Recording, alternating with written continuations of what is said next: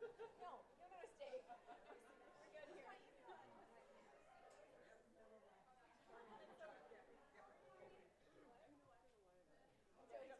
You're not helping. Come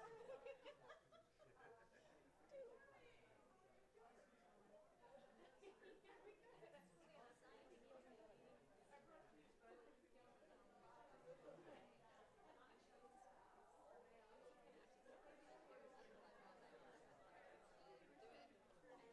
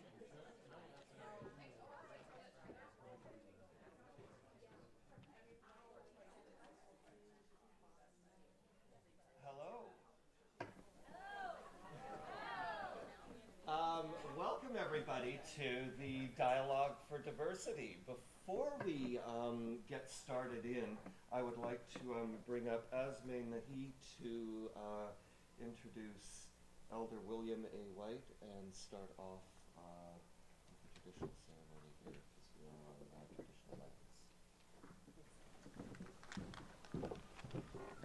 Thanks, Kevin. I'm going to lower this just a little. I know we're live streaming today too, so I just want to acknowledge those who are online. 8 folks online. Thanks, Kyla. Good morning. My name is Asma Nahai. It means caring for precious ones. It resides from my mother's side of the family of the Chanoth lands of the Tokort Nation. My last name, Antoine, comes from the Carrier Sekani from Sycas First Nations. I'm the manager of Indigenous Education and Student Services here at Railroads University, and I want to open up today's event. And I'm just so thrilled to be here today for this event. We put lots of planning into it, and I'm just absolutely excited to see you all here. I want to open up the event by acknowledging the traditional lands that Railroads University rests upon. The Kwasapsan Esquanot First Nations hereditary chief Andy Thomas, the Lekwungen First Nations, Songhees First Nations elected chief Ron Sam. Both have given permission for myself to open up different events and different meetings by acknowledging the traditional lands. I want to invite my dear friend Bill White, who's come up from Up Island to join us today. I was in dialogue with him, Dialogue on Diversity with him this past week, and we've been emailing each other back and forth. Bill comes from Snuneymuxw and Cowichan ancestors. He's done lots of work talking about dialogue on diversity within our communities. He's also worked at the University of Victoria as Aboriginal Liaison Officer. That was probably my first time when I first met Bill, was back in those days when I was doing my undergrad. And when I arrived at Railroads University and saw him sitting on the elders panel for my hiring, I was thrilled to see him again, because he's been a huge mentor and has lots of traditional knowledge that he's received from an elder, Dr. Sammy Sam. Thank you, Bill. And so I just want to invite him up, and he's going to say a few words, introduce himself in a much more professional way than I am doing right now. So thank you, everyone, and acknowledge that our president is here, and welcome to the guests, keynote speakers, Jackie Scales and Robert as well. And thanks, Kevin, who's agreed to MC today.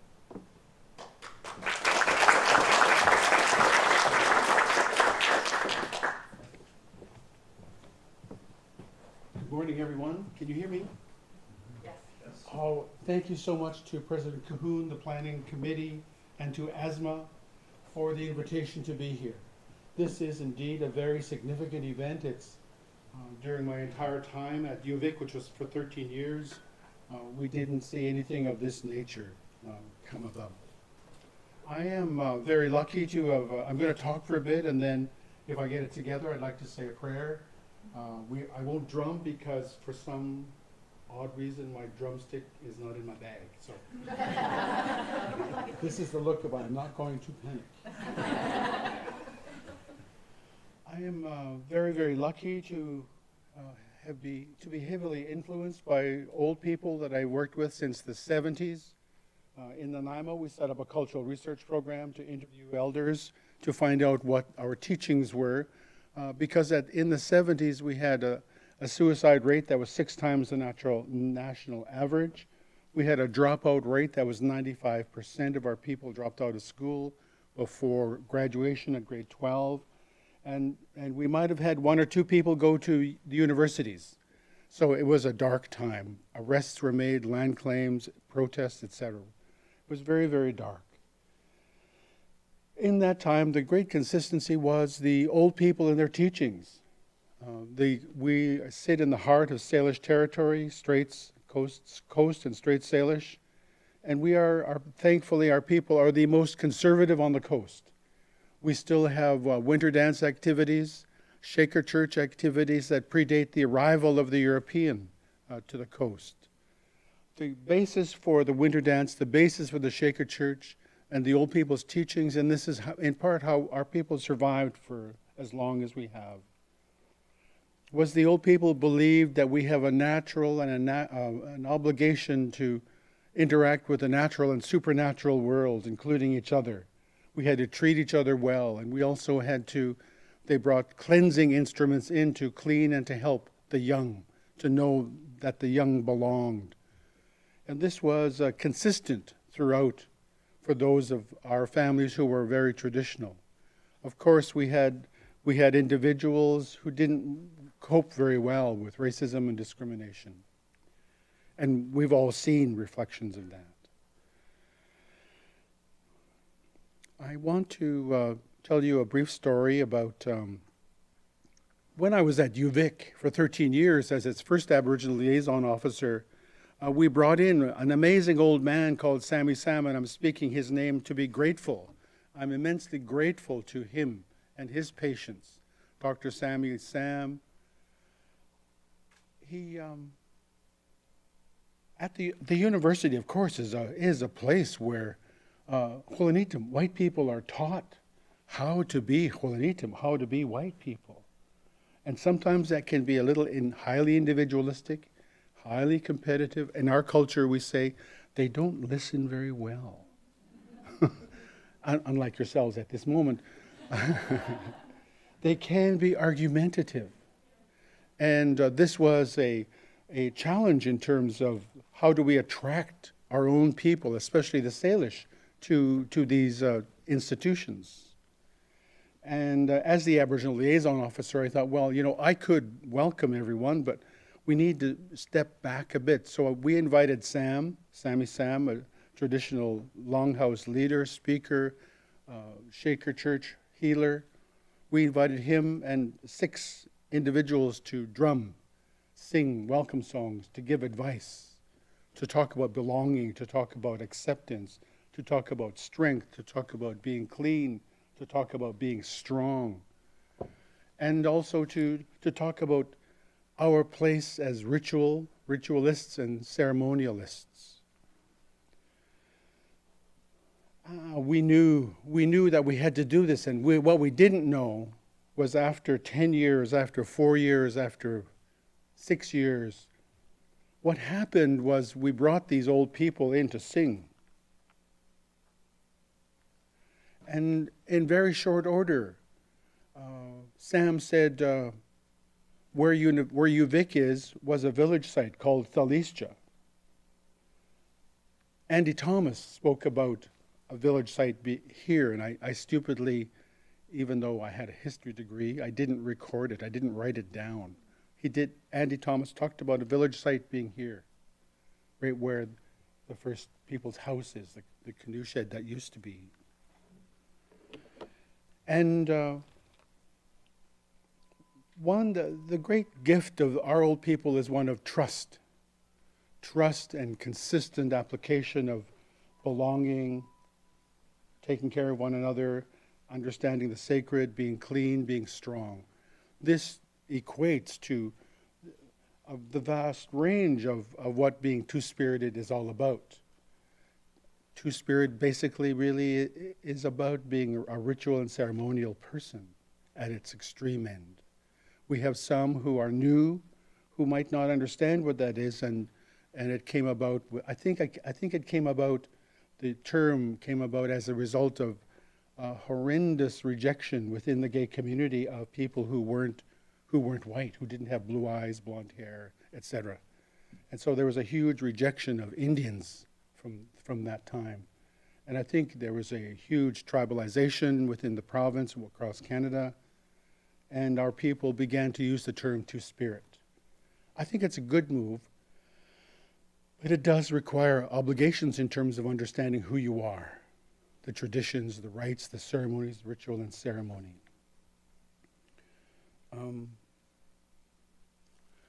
After Sam and others, including Agnes Pierre, a good friend of our family from Catesy, lo and behold, we had no idea that as a result of bringing those old people, traditional people in to sing and to dance, to pray, to give advice, our ancestors showed themselves at least 4 times on campus. 4 times. I had a student come into my office, a master's in sociology,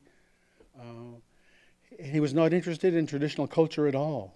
He was hurt by rejection by white people. He was hurt by rejection by our own people because he was neither. And he didn't interact with our people at all.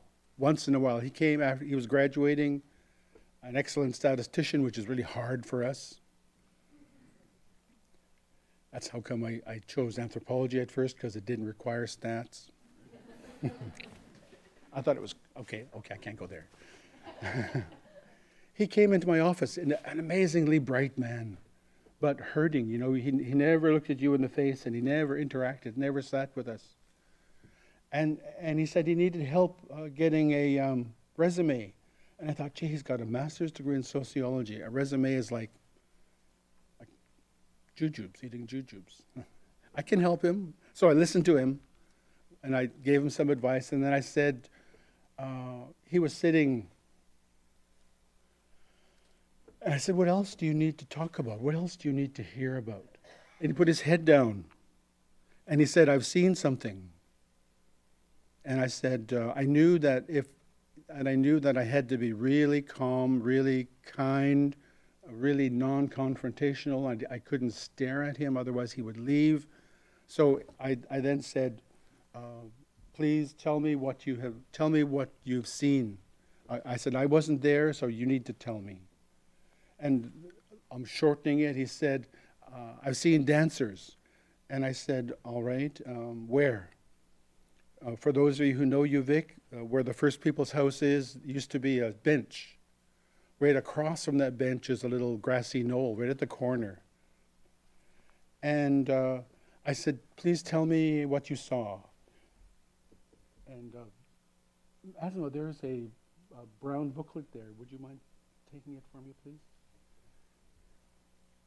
Yes. And finding the masked dancers? This is a team thing. And he said, I've seen something, and he became afraid. Because when you're doing a master's in sociology, you don't talk about spirit and ceremony and seeing, in this case, the dead. And I said, please tell me what you have seen. And he said, I've seen dancers. And I said, please tell me, describe it for me. I said, I wasn't there. You need to help me understand this. I need you to help me. And he said, they had white dresses on with feathers on it. And I said, what else did you see? I knew right away then what he saw. And then he said, I said, tell me what their head pieces were like. And he said, there were things behind their head that waved like this. And then I said, how did they move? And he said, they danced in a circle like this. And I said, what else did you see? And he said, there were women who were on the ground in front of a log, board. And those were in our culture before the coming of the European, before UVic was even a Hudson's Bay farm, was where these dancers were responsible for cleansing, for cleaning, for blessing, for bringing change. And it is the nature of the core nature of spirit, if you will. And he saw these. And for those of you who've seen the movie Thunderheart, who's seen Thunderheart? Raise your hands, please. Interact. Oh, okay.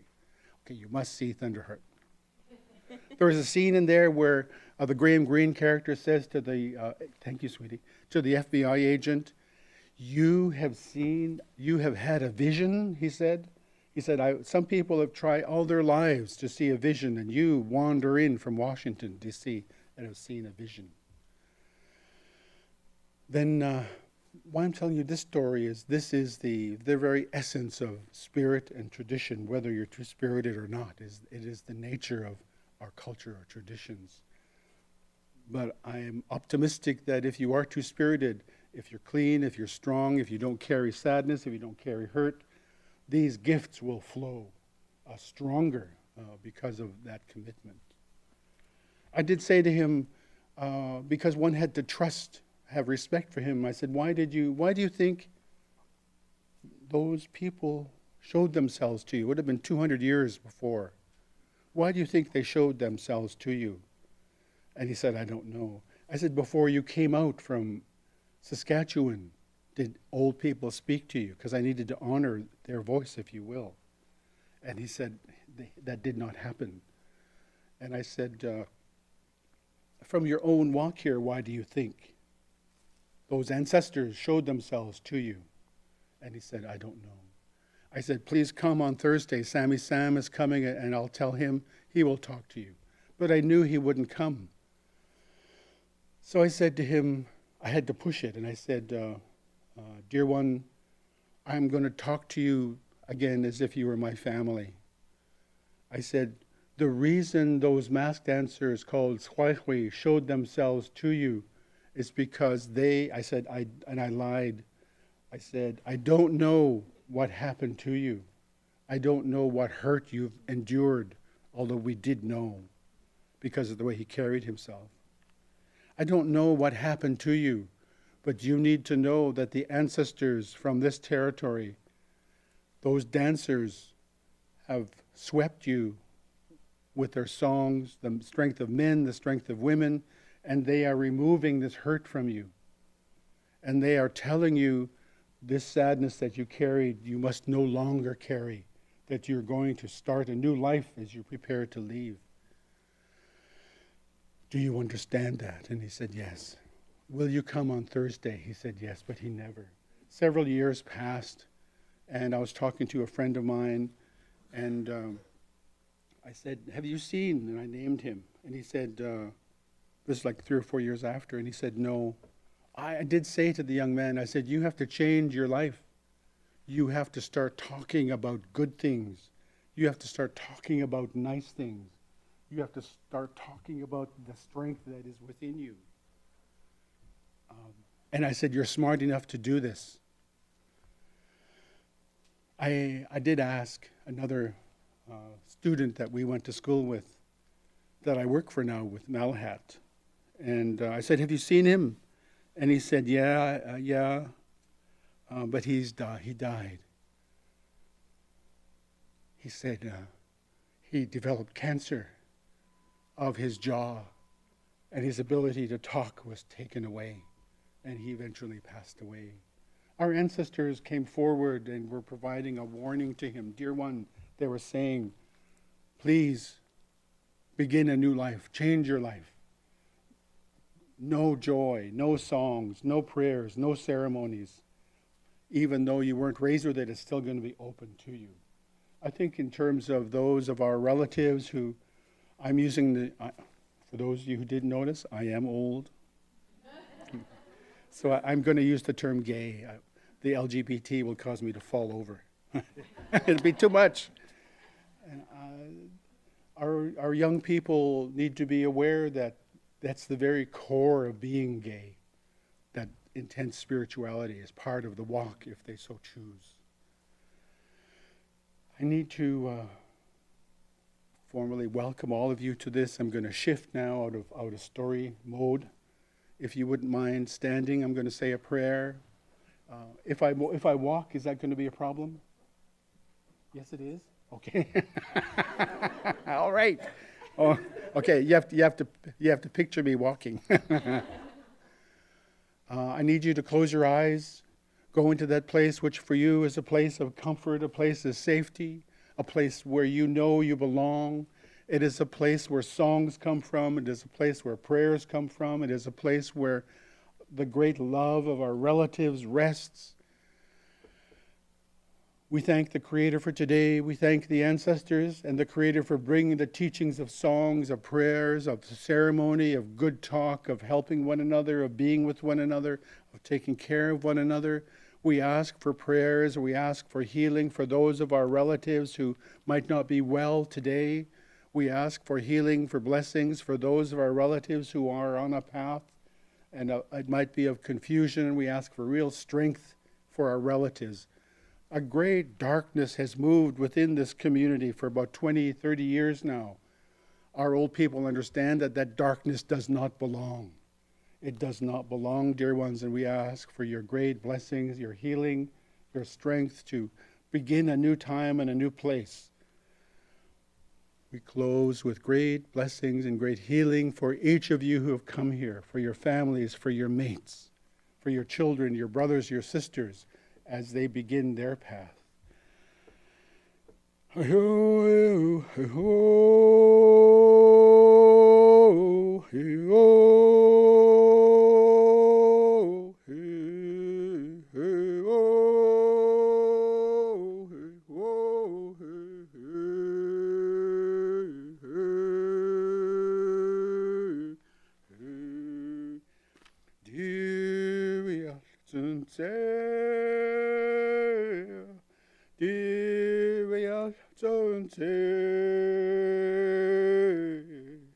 Honis to Santos pray,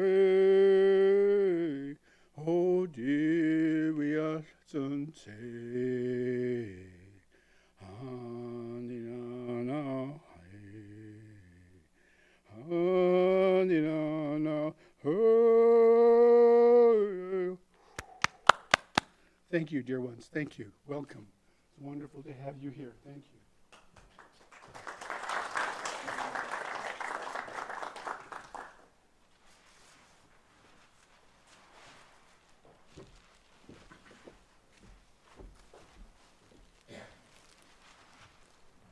Thank you so much for all of your kind words, Bill. My heart and spirit is feeling really full right now based on your stories. I remember that story being at UVic. I remember when arriving there and our dear friend Roger John told me that story. And then I heard it again through, you told me the story of that young gentleman. And I'm sorry to hear his passing, as my heart goes out to his family and his friends who are still mourning probably the loss of him and his presence, not on a regular basis, but on a basis. I have a gift for you, and I also have to thank him for coming out to be with us today. I also have a eagle feather.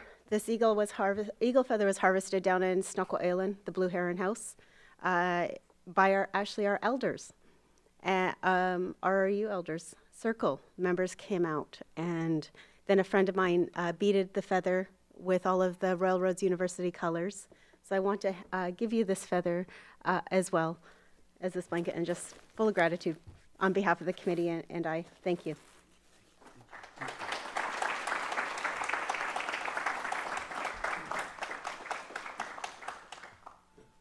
The great gift of that young man is that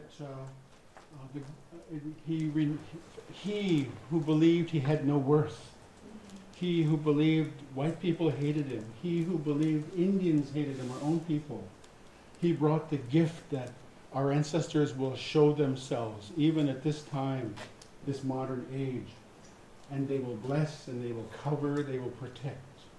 But the key is when we accept these things in our heart and soul and begin saying it. So I say it in order to honor him. Mm-hmm.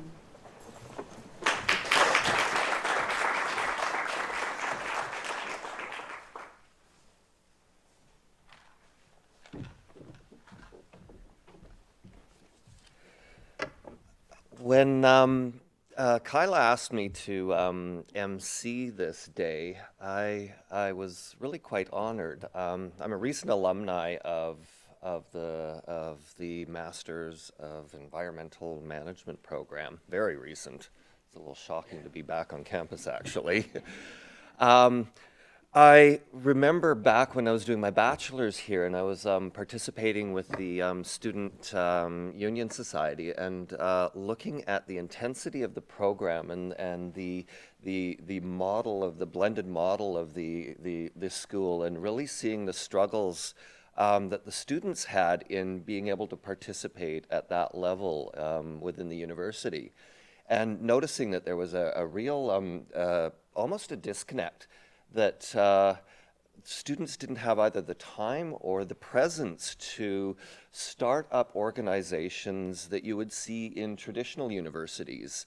These student-run volunteer organizations such as a campus pride society or a women's society or you name it. If you go to any other traditional university, you're going to see these organizations all over the place, and it's a way for students to feel part of a community, to express who they are, to grow with who they are. And so I found that really quite fascinating. But then, of course, being so busy, it was one of those fleeting thoughts, and the program took over. Now, a bit of my history. I've also been involved with the Pride Society of Victoria. Way back to the day in, I want to say it was 1994, when we couldn't even get a permit from the city to hold a parade, hold a picnic, but we did it anyway. We marched down the street. We stayed on the sidewalk. Nobody really was wanting to push the envelope and get arrested. We sat in Beacon Hill Park. We had a picnic. It was quite wonderful. We did that for 2 years in a row before the city would actually acknowledge the fact that this was quite legitimate, and it was sort of happening all over the, well, I shouldn't say all over the world, all over sort of developed countries. And so they started granting us some permits to do parades and festivals after that. But when I was asked to MC this, I was looking at what I could bring. How I didn't feel that my privileged, middle-aged, white male status really connected with what's out there. And I was talking to Colleen this morning, and she was saying that somebody had approached her and they said that they felt unsafe to attend this event. And that really sunk home. There is a real need for this dialogue on diversity, a real need, because as much as I may not need that in my life, there are people out there who are still struggling with diversity issues, whether it be whether they're gay, whether they're women from another culture, whether it is a racial or a religious diversity. So there is a huge need for this. There is going to be a huge challenge because it is not, from what I can see, going to be a student-run initiative. So there's going to be huge challenges in addressing this from a faculty and staff place. But there is definitely a necessity. And that fear that somebody was afraid to even attend this, we fortunately have got technology on our hands here so that people, whether they're afraid to attend in person, 11 people are online? Great. So we have, with technology, we have got a number of ways that that people can participate. Initially by going to the dialogue2015.homestead.com. That website can access all of the technology that we have available through Twitter, through Padlet, which is just a post-it note, basically, anonymous way of posting everything from just comments to videos, pictures, etc. We've got a live feed happening, so you can have that streaming and see what's happening in the room here. And without any further ado, I will introduce the Royal Road President, Dr. Alan Cahoon. There he is.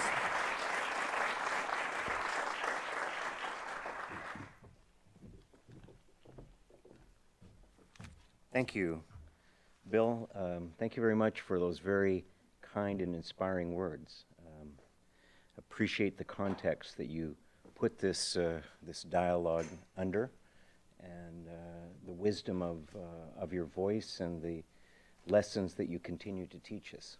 You're a dear friend of Royal Roads, and we appreciate the help that you give us and the support that you give us. And thank you for setting us off. And if we had time to reflect on Bill's message, I think we would be, as a consequence, all be well informed and blessed by your attendance.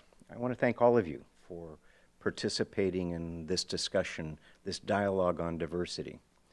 What I hope to do is to put some things in context in terms of my view as a gay president, one of 5 in Canada, to talk a little bit about what my view of what diversity is about. After a few years that Bill and I were reminiscing about him being older and me being older, there's a certain perspective that comes from that. And I guess the first thing I would say that diversity is about valuing differences rather than the need to be similar. Whether it be in the way we look, the way we behave, the way we speak, the way we act, the religion we practiced, or whom we sleep with. Do we accept the diversity, or do we emphasize the familiar, the similar? Now, we're all human animals. We have that need to be part of the group that we're in, to be similar, to be accepted. And any time we emphasize the difference, being different, it's seen often, certainly when we're growing up, as being an obstacle, whether that's personally, what's wrong with me, or professionally, why are those obstacles there? In our families, why are we not conforming to the expectations other people may have, or even in our communities? Through an emphasis on diversity, then, we move to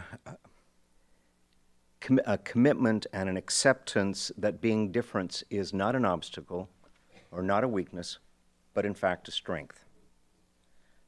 And part of what diversity is about is recognizing people for who they are, not for what we think they should be, what they should look like, how they should speak, or how they should behave. When we allow ourselves to be seen as different, not defined by stereotype or projections of others, we actually become more free, more true to who we are and how we see ourselves relative to others. And as a consequence, that has a very significant impact on our self-esteem and our sense of self-worth. And self-worth and self-esteem affects our interactions with others in very many ways. It affects our confidence in ourselves. It affects our sense of our ability to succeed and what is success defined for us. It affects things the way we communicate. Bill described the situation of not being able to look someone in the eye, that interaction. If you have low self-esteem, it's difficult to maintain eye contact with other people, particularly if you ascribe to them a superior or a more accepting situation. So it affects our communication. It affects our style of leadership. It affects what we do in terms of profession and how we define our own success. The thing about self-esteem is that it's significantly influenced by the significant others in our lives, the people around us that have really an impact on who we are. It starts with family. Those significant others are the people we interact with as young children. Friends become significant as the way we impact. Colleagues in school, work colleagues, etc. The people whose opinion or respect or appreciation become important to us define our self-esteem. If they believe that we're good people, that if they believe that we can be successful, if they are supportive of who we are, then we have a positive self-esteem. If they're embarrassed, if the message that we are subtle to saying, well, you should speak more clearly, act more normally, couldn't you just do this or that? Then how that affects us is deteriorates our sense of self-esteem. So the first question for me is who are those significant others in your life? We all have a chance of surrounding ourselves by the people who are significant. And if the messages that we hear from people who are significant in our life are negative, We need to change the significant people in our life. We need to change people who can be supportive and give us positive messages. We learn early about the social comfort that comes from looking and acting like the majority of others around us, from fitting into society, whether that be the way we work, the way we look, at schools, or in the classroom. We learn early, for example, what is masculine and what is feminine, simply determined by the colors that babies are given, and the expectation that if it's pink, it's a girl, and if it's blue, it's a boy. I mean, it's a conditioning. I recall, and Pedro was probably not there, but it was an interesting sense of diversity and esteem and acceptance when I was taking a group of students, MBA students, actually it was undergraduate students, to Texas, and we had a relationship between the university, the National Autonomous University of Mexico, the University of San Antonio, and the University of Calgary. And one of the interesting highlights was when we were in San Antonio. And San Antonio is a city that is about 60 or 65% Hispanic origin.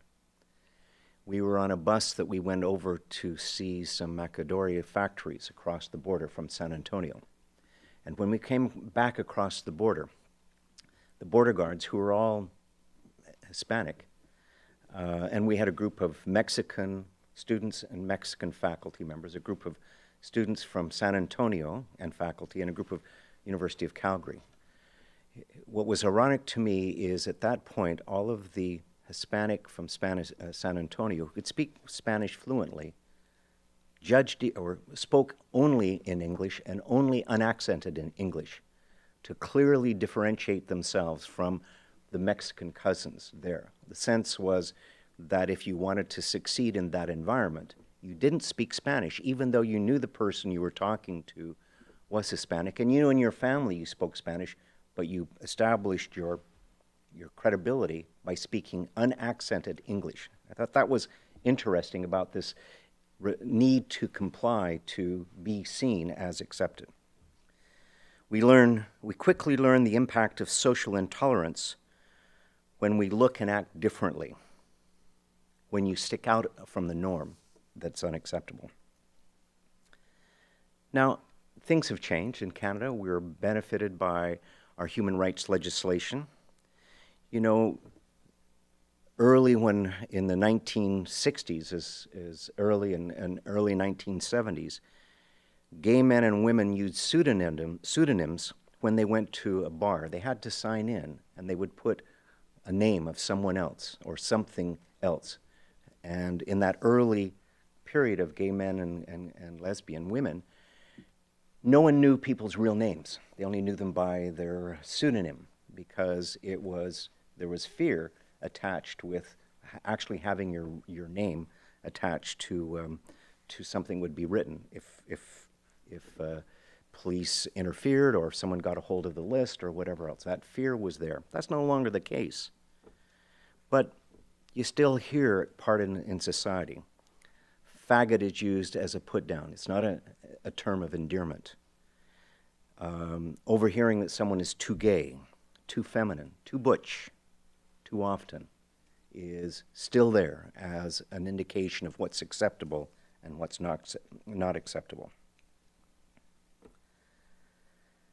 Internationally, when we consider being LGBTQ in Africa or in Russia, can result in being beaten or even killed in some of those countries.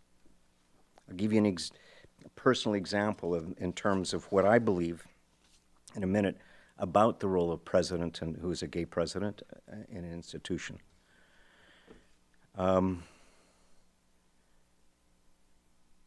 What I believe after 40 years in a university, coming from a very religious background, is that others should not define you and they should not limit you as to what you can do. You can succeed, if not in this current environment that you find yourself in, then in an environment that you look to that you can move into to find that support and reinforcement. The truth of the matter is, being different is not your problem. It's the other's problems. And don't let that stay with you. Don't let that be an obstacle for you. I have never believed that being gay is something I should wear on my chest. Others are more, take a much stronger reaction about being gay than I believe that I do. But there are instances in which I do take a stand. For example, I was strongly opposed at the Universities Canada, former AUCC, when the membership of a small religious university in Maritimes requested to join, but had a covenant that prohibited sexual relations from anybody that wasn't married, not unlike Trinity Western. And when that was being recommended by the Board of Governors of AUCC, I spoke up and I said, personally, I can't support an institution that's that discriminatory. And I said, it's not that they don't have the right to their own religious practices, they do. But when they create a culture of fear or harassment or unacceptance, then I think that's, and when students can't be themselves within that environment, and when faculty and staff are fearful for their jobs, then I don't think that that's a university that should be accepted as part of the university norm. When I spoke up, I had no idea, for example, whether a recommendation from the Board of Governors had ever been turned down by the membership generally of the university.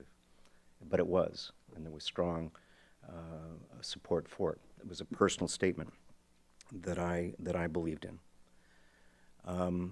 I'm a founding member of the LGBTQ Universities and College Presidents, and we had our first meeting in Chicago in June. A group of 40, of which 5 are from Canada, believing that we can be supportive of each other. In August, I was in Sweden attending the Universities of the Arctic President's Council, which is very important. It's a new organization we've been part of. It was interesting and informative, but next year's meeting is going to be in St. Petersburg. And so when the presentation was made by the Vice President of St. Petersburg State University, finished, showed all of the welcoming events that it would have, I said, on a matter of principle, I'd like to speak. And I said a couple of things. I said, first of all, Railroad enjoys a great relationship with St. Petersburg State University. We've hosted their faculty, and we've had an exchange program. I visited St. Petersburg State University twice as president, and there were 5 other Russian universities as part of that. I said, the exchange and discussion is always very positive. But I said, as a gay man, I will not be attending the meeting next year. I won't feel safe or respected in St. Petersburg now. So it's a statement that I'm making. I made sure that Catherine was aware of it in case there was recriminations. So what I'm saying is that being different is something that is a strength. It defines who you are. It defines the way you see and interact the world. It's important to, I think, accept that. It has significant impacts on self-esteem, which I think is very important to all of our successes. It is, for me, the way I see my world. It's how I define it. But what I believe is my responsibility is to do the best job I can in the environment that I have. So for me, a dialogue on diversity is about empowering people who are different to be all they can. And that's what I hope we can do through the discussion today. Thank you.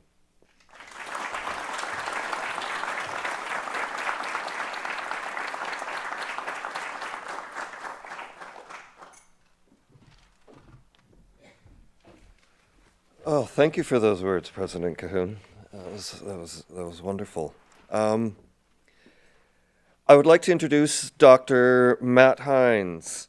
He is the Dean of the Faculty of Social and Applied Sciences, and he will be discussing the LGBTQ and two-spirited issues within post-secondary education. Now, something that I noticed actually is there's an additional Q to the to the acronyms, and I actually had to ask what this was because it took me by surprise. From the onset of being involved in the Gay Pride Society back in the early 90s, we were just LG at that time, like gay and lesbian. We evolved into recognizing our diversity to include bisexual, then transgender, then we included queer, and I'm sitting here going, now what is that? Is that a typo? No, when asked, it's questioning. So it definitely is much more inclusive as far as recognizing the diversity within the community. So with that being said, I will introduce Dr. Matt Hines.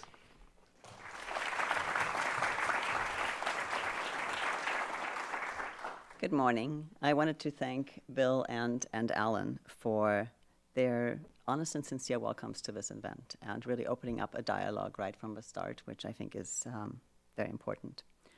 I feel quite privileged to offer a few comments on the first dialogue on diversity, which exemplifies to me the commitment to diversity that Alan Cahoon has demonstrated throughout his tenure as president at Royal Roads. This event today sounds a bit like an infomercial, but is made possible by the Alan Cahoon Global Advancement and Diversity Fund. And it's the first in what will hopefully be a series of events. The inaugural event focuses on, I'll go through the alphabet soup, as we sometimes call it once, lesbian, gay, bisexual, transgender, queer questioning, and two-spirit diversity. And we're hearing firsthand from members of the Royal Roads community, from faculty, from staff, from students, administrators, why those issues matter to all of us. Universities can play a central role in the articulation and creation of social change. Rachel Sullivan, an adjunct sociology professor at the University of British Columbia, said she's been struck by the centrality of post-secondary education, and specifically university and college campuses, in the recollections of prominent queer activists. However, universities are not always the initial drivers of such change. In the context of diversity, social change has often been driven to universities by grassroots activism, and in the fields of business, by corporate recognition that diversity is good for the bottom line, rather than spontaneously manifesting out of ivory towered debates. That said, colleges and universities have significantly expanded our knowledge base, and they have contributed to social and legal change by giving research, scholarship, and activism on LGBTQ and two-spirit issues an intellectual home. Sometimes, a university course is the first place where a student is expected to engage with notions of sexual and gender diversity. Sometimes it's the first place where a student is expected to engage with sexual and gender diversity issues directly with other students or instructors who identify as LGBTQ or two-spirit. Max Kirsch writes, fueled by the sexual revolution of the 1960s and with the Stonewall Uprising as a symbolic designation of the beginning of the gay and lesbian rights movement, the attention paid to differences in sexual desire, gender, and the cultural construction of gender and sexuality gained prominence in the public sphere and in the academy, leading to the growth of gay and lesbian, and in recent decades, the growth of lesbian, gay, bisexual, and transgender, queer, and two-spirit studies. Universities have also emerged as a place for LGBTQ and two-spirit students to safely and visibly live and study. In 1972, Toronto held its first Pride celebration with a picnic on the Toronto Islands. It was organized by the University of Toronto Homophile Association, Toronto Gay Action Now, and the Community Homophile Association of Toronto. Today, almost every university in Canada offers stories that reflect the safe haven narrative. In the early 1990s, lawyers Brad Berg and Brian Rolfs met at the University of Saskatchewan. It wasn't until they began their relationship that they felt comfortable to go home and tell their family and friends that they were gay. While it has become easier to come out over the years, they said, Even in the late 1980s and early 1990s, they did not feel that they could come out while studying at the College of Law. Berg and Rolfe said they would have much benefited from more role models and visibility on the topic. In that spirit, the Toronto couple recently announced the establishment of a scholarship for University of Saskatchewan students for students who pursue LGBT rights, and they invited applicants to self-declare as LGBT persons. All of the data indicate that people's views on LGBT rights change fundamentally when they know someone who is LGBT. So anything we can do to allow people to be who they are is a good thing, said Rolfe in a press release. That is how the world will change. 1, because individuals come out, and 2, because straight friends and family will say, no, this isn't fair, or I'm going to change attitudes on LGBT issues too. Colleges and universities can become agents of social change by fostering an environment that makes it possible for LGBTQ and Two-Spirit staff and faculty to succeed in visible positions. Earlier this year, Roscoe Hastings and Oliver Menzel wrote about the challenges LGBT staff networks in English universities still encounter, including bullying, harassment, systematic and implicit discrimination. Employees and students are still often reluctant to officially disclose LGBT status, they assert, based on recent surveys, reinforcing the historical legacy of cultural and organizational silence on the entire topic. Hastings and Menzel elaborate that this deprives not just LGBTQ-identified people of success. Such a powerful taboo runs counter, fairly self-evidently, to an increasingly strong consensus in management theory and in discourse on professional identities, which holds that today's globalized, interdependent, technologically fast-moving and complex world requires an emotionally intelligent workforce, people of integrity and authenticity who seek fulfillment and flow from their occupations and who are comfortable bringing their whole person to their day jobs, they write. Like many universities, Royal Roads is committed to appreciating and celebrating the diversity of its students, faculty, and staff. We have a diversity action committee that has been instrumental in making today's event possible. We have RIU Proud, which is a visible network of students, faculty, and staff who are working to make the university a safer and more inclusive space for people of all genders and sexualities. RIU Proud organizes events, sponsors Positive Space Network workshops, provides resources and referrals, works with other diversity initiatives, and coordinates the university's annual participation in the Victoria Pride Parade. We have openly identified LGBTQ graduates, students, faculty, and staff. But we also have LGBTQ and Two-Spirit identified graduates, students, faculty, staff, and family members who are not yet comfortable with openly identifying in our university environment, such as attending today's event in person. We have non-LGBTQ and Two-Spirit identified faculty, staff, and students who are not yet comfortable asking questions that would lead to open dialogue. We have students and faculty who avoid raising gender and sexual diversity issues in the classroom because they don't feel safe, they don't want to offend, or they don't trust the climate. Social change goes beyond acceptance of visibility, appreciation, and celebration.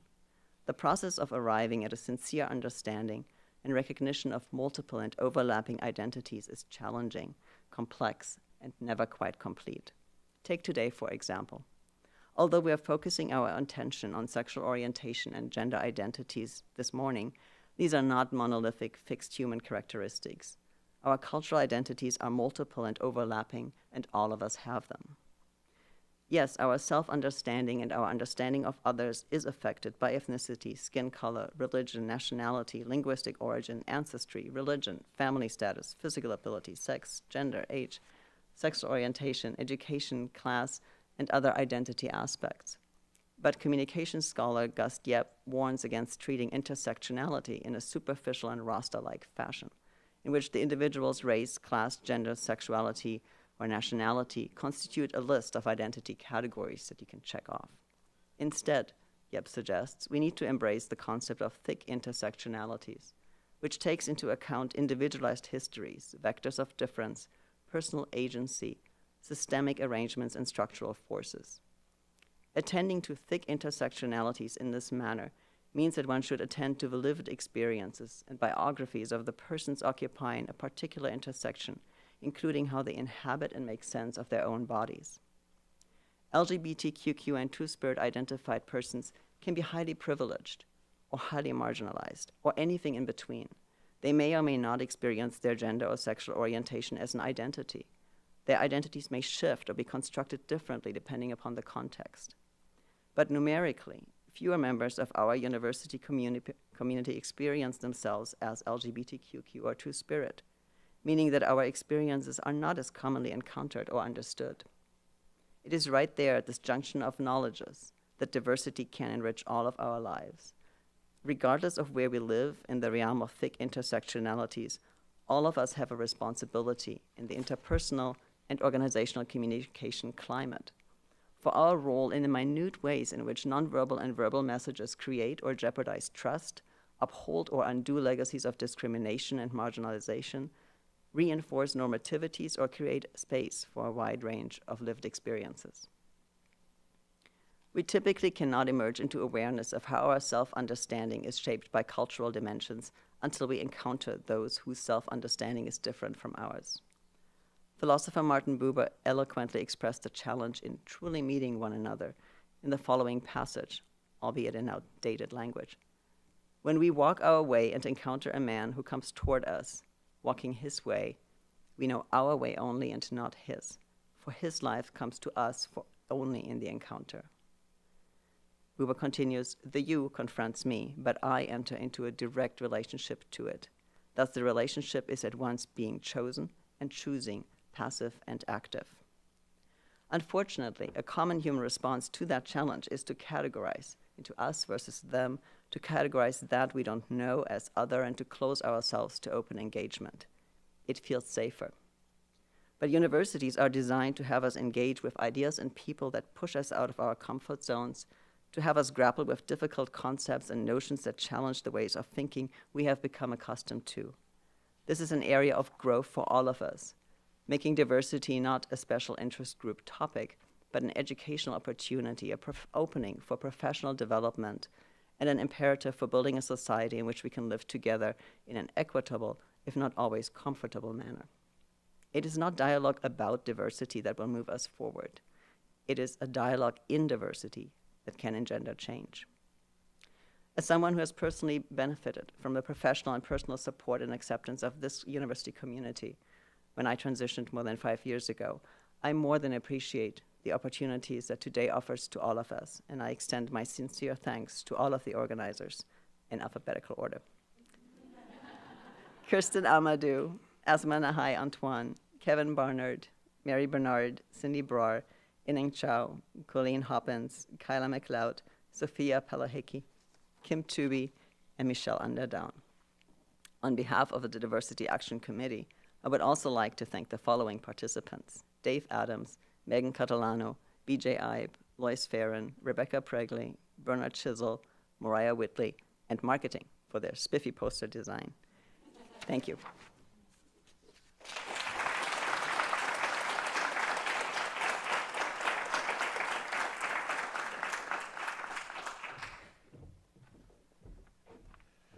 Well, thank you, Matt. So one of the things that was asked of faculty, staff, alumni, current students was to tell their story, provide this forum with their story of their diversity issues, of whether it be gay, lesbian, transgender, bisexual, queer or questioning or two-spirited, whether it be on campus, whether online, anything that was either positive, negative. Everybody has a story, or at least I thought everybody had a story. I was looking at trying to put one together for myself to submit to the committee, and realizing that I have been out of the closet for so long, I probably couldn't even recognize what that closet door looks like anymore. I recognize that I am fairly unique in the privilege that I hold here in Canada, here in BC, with laws that support my way of life. Also, being of the age that I'm at, I've had the opportunity to become comfortable with who I am. And so my story has been more of an observation over the years of seeing the changes within the community, and realizing that we are very privileged here. But I'm not naive enough to believe that everybody has this same experience. There are still people that are afraid to be who they truly are. And so with that being said, we're going to have the opportunity to look at some of these stories that people have. I'd like to introduce Sophia Palahicki. Please say that I did that right. Wonderful. She's the manager of Learning Design Services in Royal Roads Centre for Teaching and Educational Technologies. And she will introduce these submissions. Good morning. Before I introduce the video vignettes, I'd like to draw your attention to the online platforms that we have available. So I'm going to ask Kyla to type into the chat for our online participants, dialogue2015.homestead.com. This takes you into the portal that allows you to access all of the online platforms. We have a Padlet set up for today that allows for anonymous postings. I'm going to show you that in a minute. We have a Twitter hashtag, so please use the hashtag RRU Dialogue on Diversity LGBTQ to participate in the conversation on Twitter. We also have RRU Proud t-shirt order forms online as well. So I'll take you into the Padlet. It's really simple. We can see people have already started to participate. It allows anonymous submissions. You simply find some open space, you double click, and you can type and add your contribution. The Twitter hashtag, as you can see, Asma and myself are lonely out there on Twitter. So we invite you to conversation yeah, your contributions. So right now what I'm going to do is I'm going to introduce the vignettes. So we invited alumni, students, staff, and faculty to add their voices to the conversation by submitting a short video or audio clip. In the spirit of a true dialogue, we welcomed submissions from all members of the Royal Roads community, regardless of sexual orientation or gender identity. The submissions were amalgamated into 2 short videos to showcase our stories, questions, and ideas. We hope that these short vignettes will spark relevant and meaningful conversations that will help us move forward as a diverse and inclusive community. I'd like to present the first video vignette created for this inaugural event.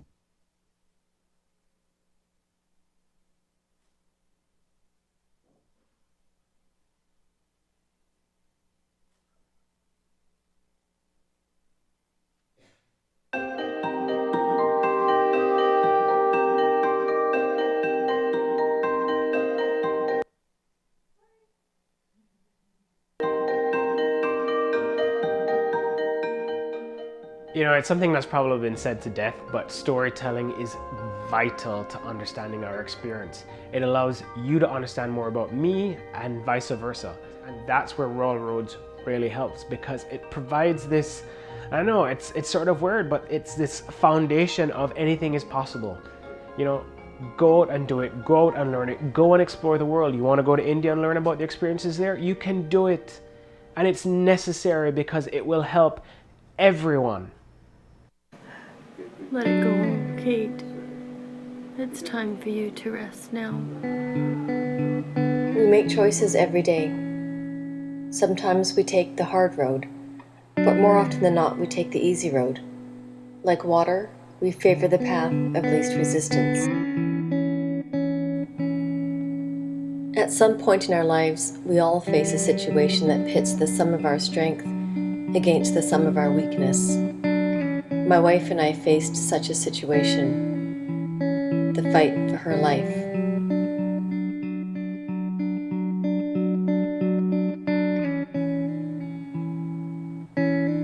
When you watch someone you love who is dying, you want to fight, as if your strength and resolve were equal to that of heaven, earth, and the universe combined.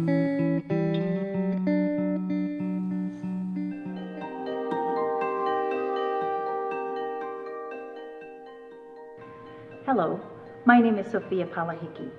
I'm a staff member here at Royal Roads University. I wanted to share a little bit about my thinking on diversity, and I use the letters of the word diversity to share my thinking on that. So I think the D reminds us that we need to dialogue as a community. The I reminds us that we need to be inclusive. The V reminds us that we need to have a vision, where we want to be as an institution, as a diverse community. Kate didn't defeat death, but she conquered life.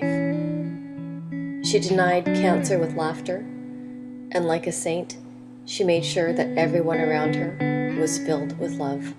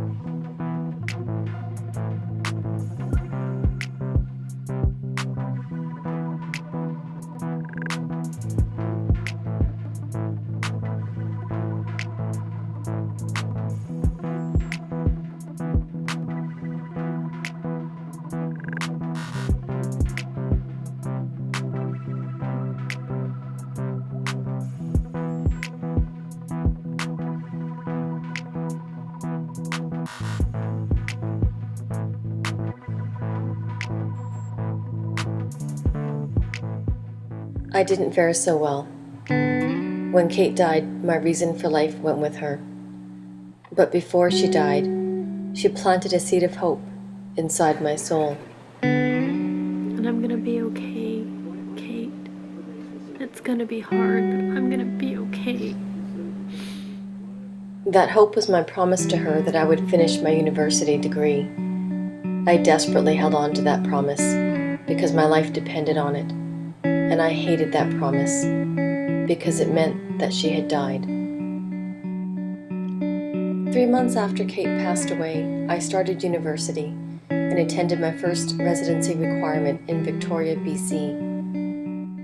And over time, businesses are understanding the value of having this type of diversity, because not all of our guests are the same, not all of our customers are the same, not all of our friends or colleagues are the same. So having this diversity and bringing up the conversation of diversity alone will only improve the overall cultural aspect of the business and the overall workplace culture.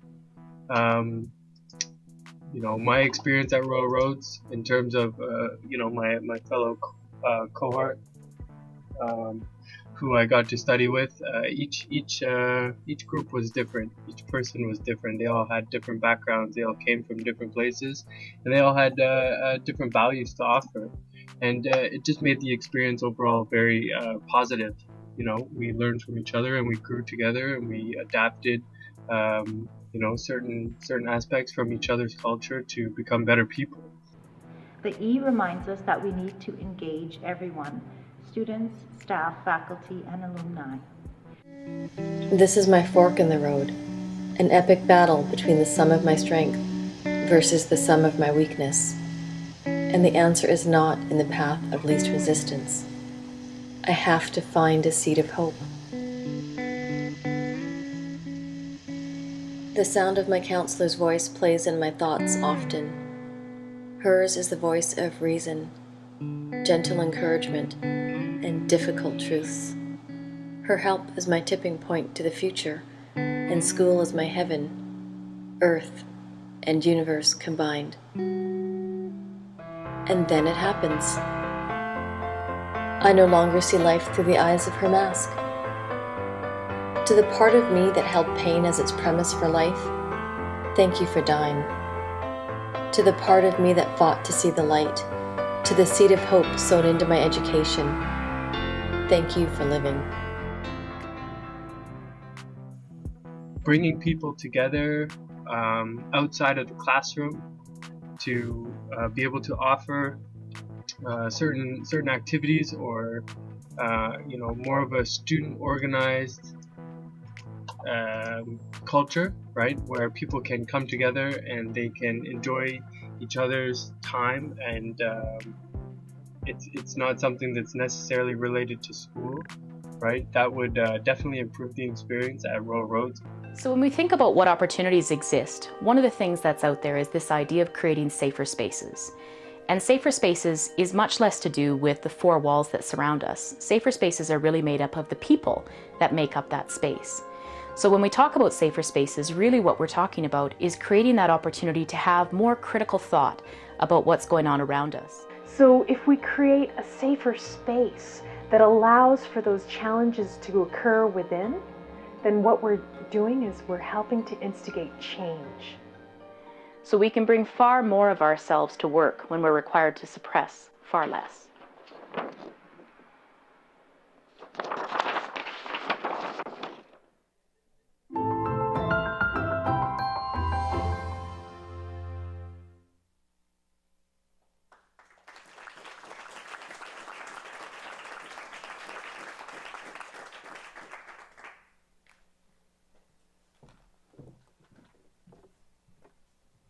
Thank you, Sophie.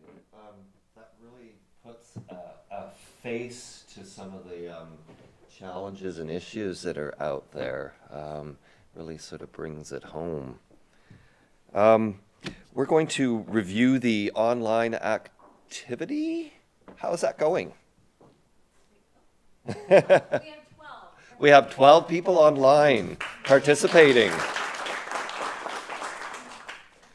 How is the Twitter feed going? Let's see. We've still got a whopping activity. Oh, whoa, we do have a few. Education studies joining the conversation. So we have education studies joining the conversation. We still need more. We do need more people. So you can access our online with the Twitter feed and with the Padlet. How is the Padlet coming along? Very well. More participation on the Padlet. Now, just a reminder, this can be accessed anonymously, so it is a very, very safe space. I would like to introduce Lois Fearon. She is the director of the School of Business, and you don't need any more introduction than that?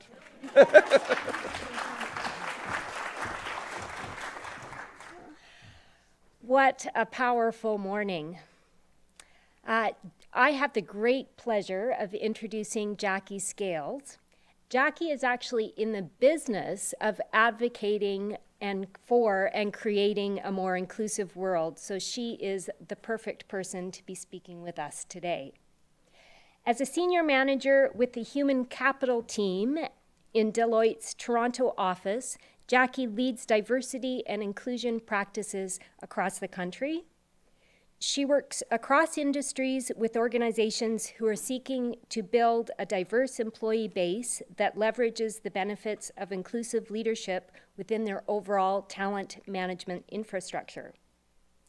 Jackie's work is focused on building inclusive and diversity strategies that align with overall organizational goals, value, and culture. Jackie brings a diversity and inclusion lens to existing strategies such as workforce management, leadership development, talent management, recruiting, and succession planning. Her work addresses challenges and barriers people may face in the workplace in relation to their mental and physical abilities, religion, sexual identities, and other non-visible barriers. Prior to joining Human Capital, Jackie spent 20 years in the financial industry, starting her career with CIBC, transitioning from frontline employee to manager, leading internet-based projects, and then to general manager and executive director for distribution services. In addition to her professional work, Jackie co-founded Leaders to be Proud of, an awards program that recognizes gay and gay-positive business leaders who have made significant contributions to addressing LGBT issues or strengthening advocacy.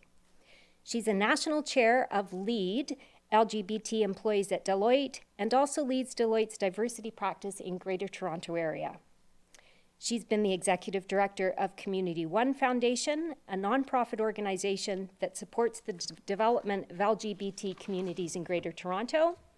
She's also the board member with Pride at Work Canada, a nonprofit organization dedicated to improving the workplace climate for LGBT employees. She's a member of Executive, a community forum for LGBT leaders who promote, support, and strengthen careers and businesses in Toronto.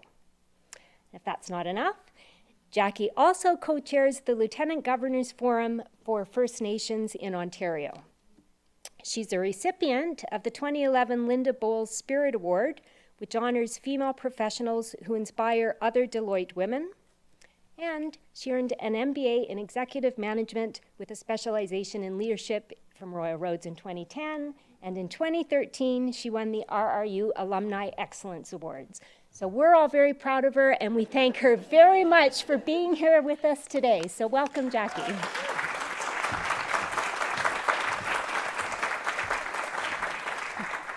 Thank you, Lois. Welcome everyone online. I know it's difficult sometimes. I think you're right in front of me, so how do I look? It's difficult sometimes to follow a conversation in a room, so thank you for sticking with us. To Bill, thank you for opening the ceremony and for allowing us to have this conversation on sacred ground. And President Calhoun, that was a very inspiring speech, and I think to say, and we'll get to it as we go through, what inclusive leadership is you embody at this school. And to everyone that put this together, thanks for inviting me, thanks for having me. I think 75 years of changing lives, Lois's very elaborate introduction is really saying what I do is change lives. And that's exactly what you do. And so for that to be here, I think it's very fitting when we're talking about how RRU changes lives. And before I get into the presentation, I'm a consultant, so I have slides. I promise they're not wordy slides, but I have slides. When I started my MBA, like you, Bill, I tried to avoid stats. And so when I was looking at where I would do my master's, what my master's would look like, and how it would fit me from a personality perspective, RRU came up in the search. Prior to that, I hadn't heard of the university. I was born and raised and grew up in Ontario. Did a lot of traveling, but just hadn't come out to Victoria.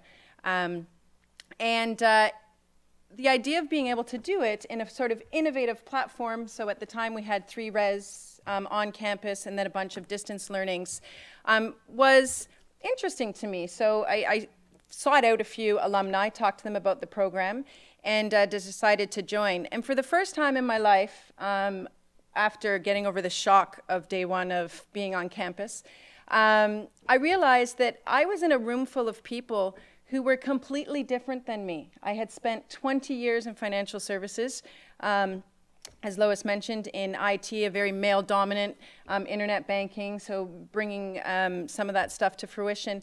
And I found myself sitting in a room as the only banker. And I think that took me about 3 days to get over.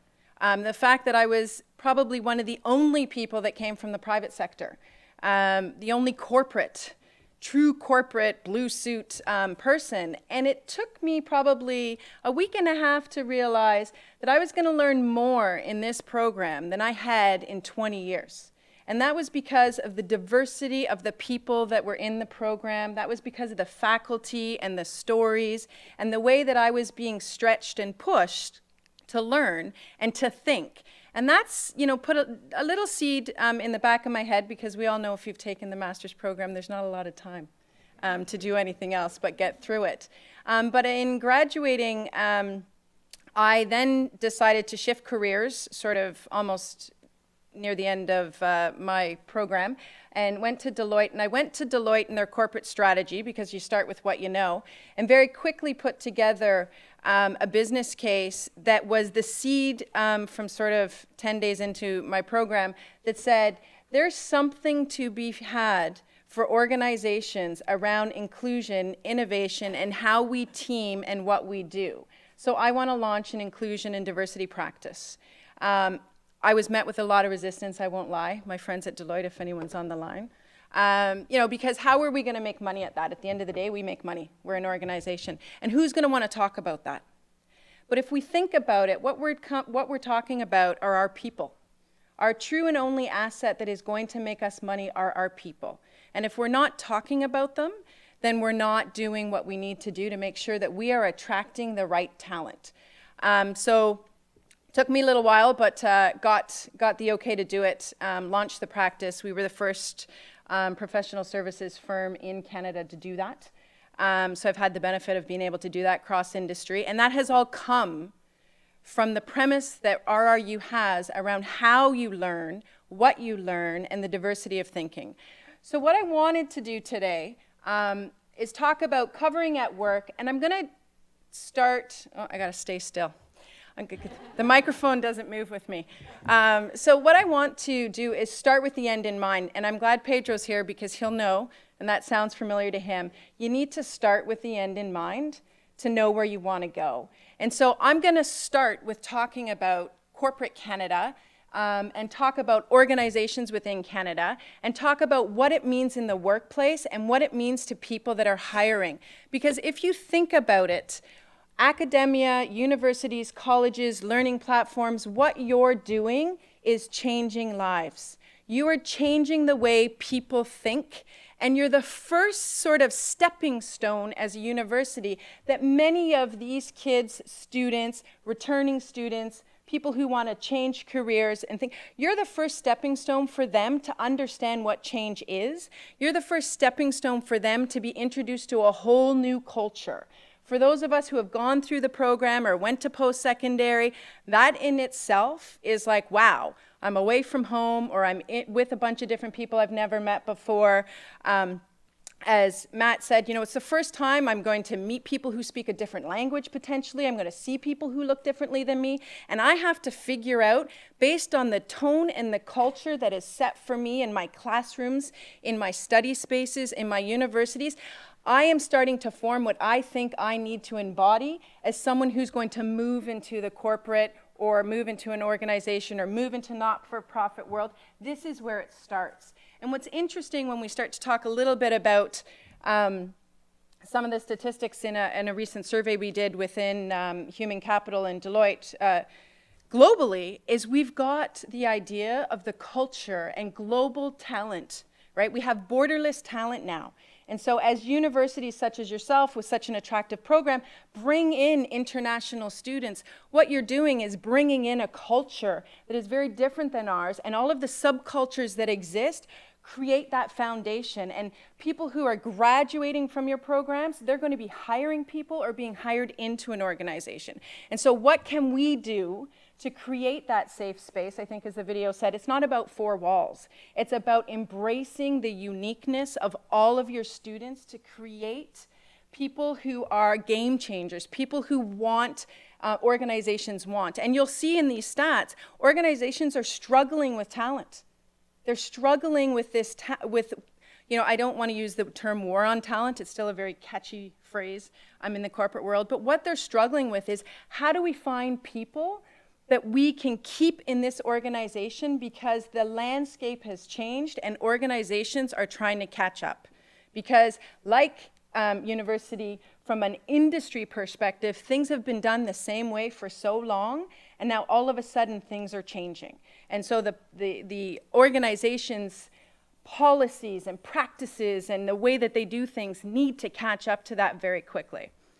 So we're going to start by, is this?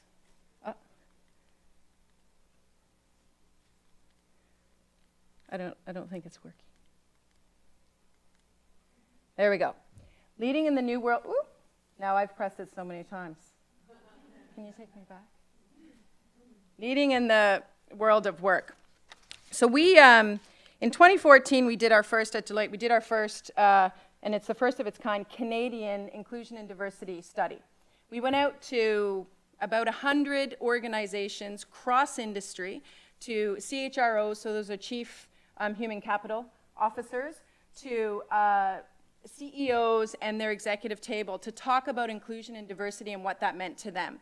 We also do something which is a human capital trends survey. So, you know, like yourselves, research is very important to us, and we need to understand the trends so that when we go out and create those relationships and have discussions with our clients, we're informed based on what, you know, their employees and their customers and their clients are talking about. So we did a global study, one of the largest in its kind, this year. And what we've learned is there's a new world of work that we need to think about. Barriers between work and life have dissolved. So, you know, we were talking, Lois and I, this morning, and she was like, you know, how do you get it all in and how do you do it? I call myself an integrator. I like to have my iPhone and my computer everywhere I am.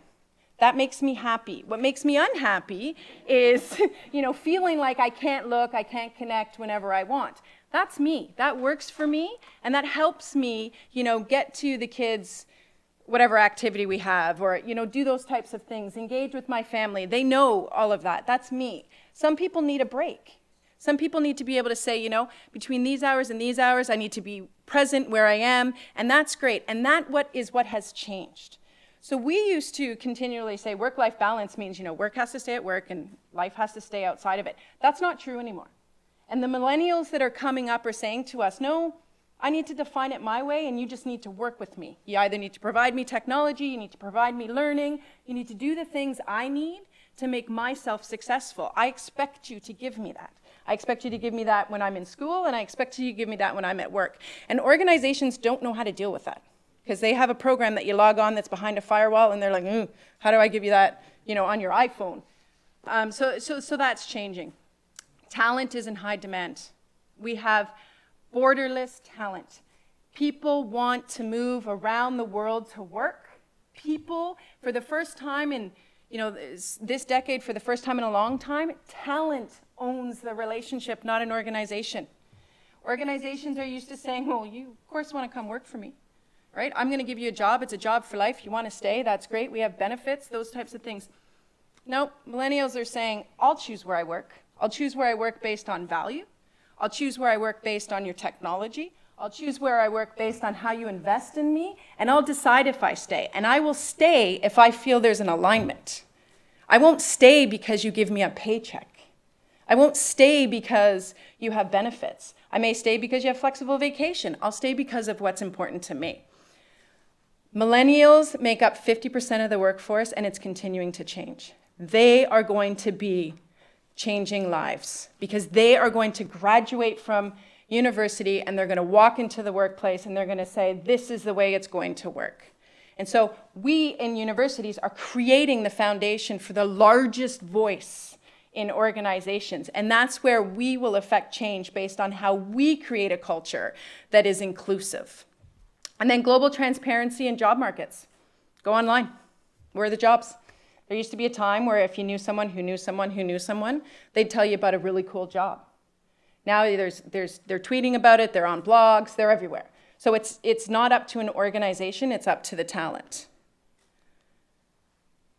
So as I said, we did a human capital trends, jumps very fast, human capital trends study.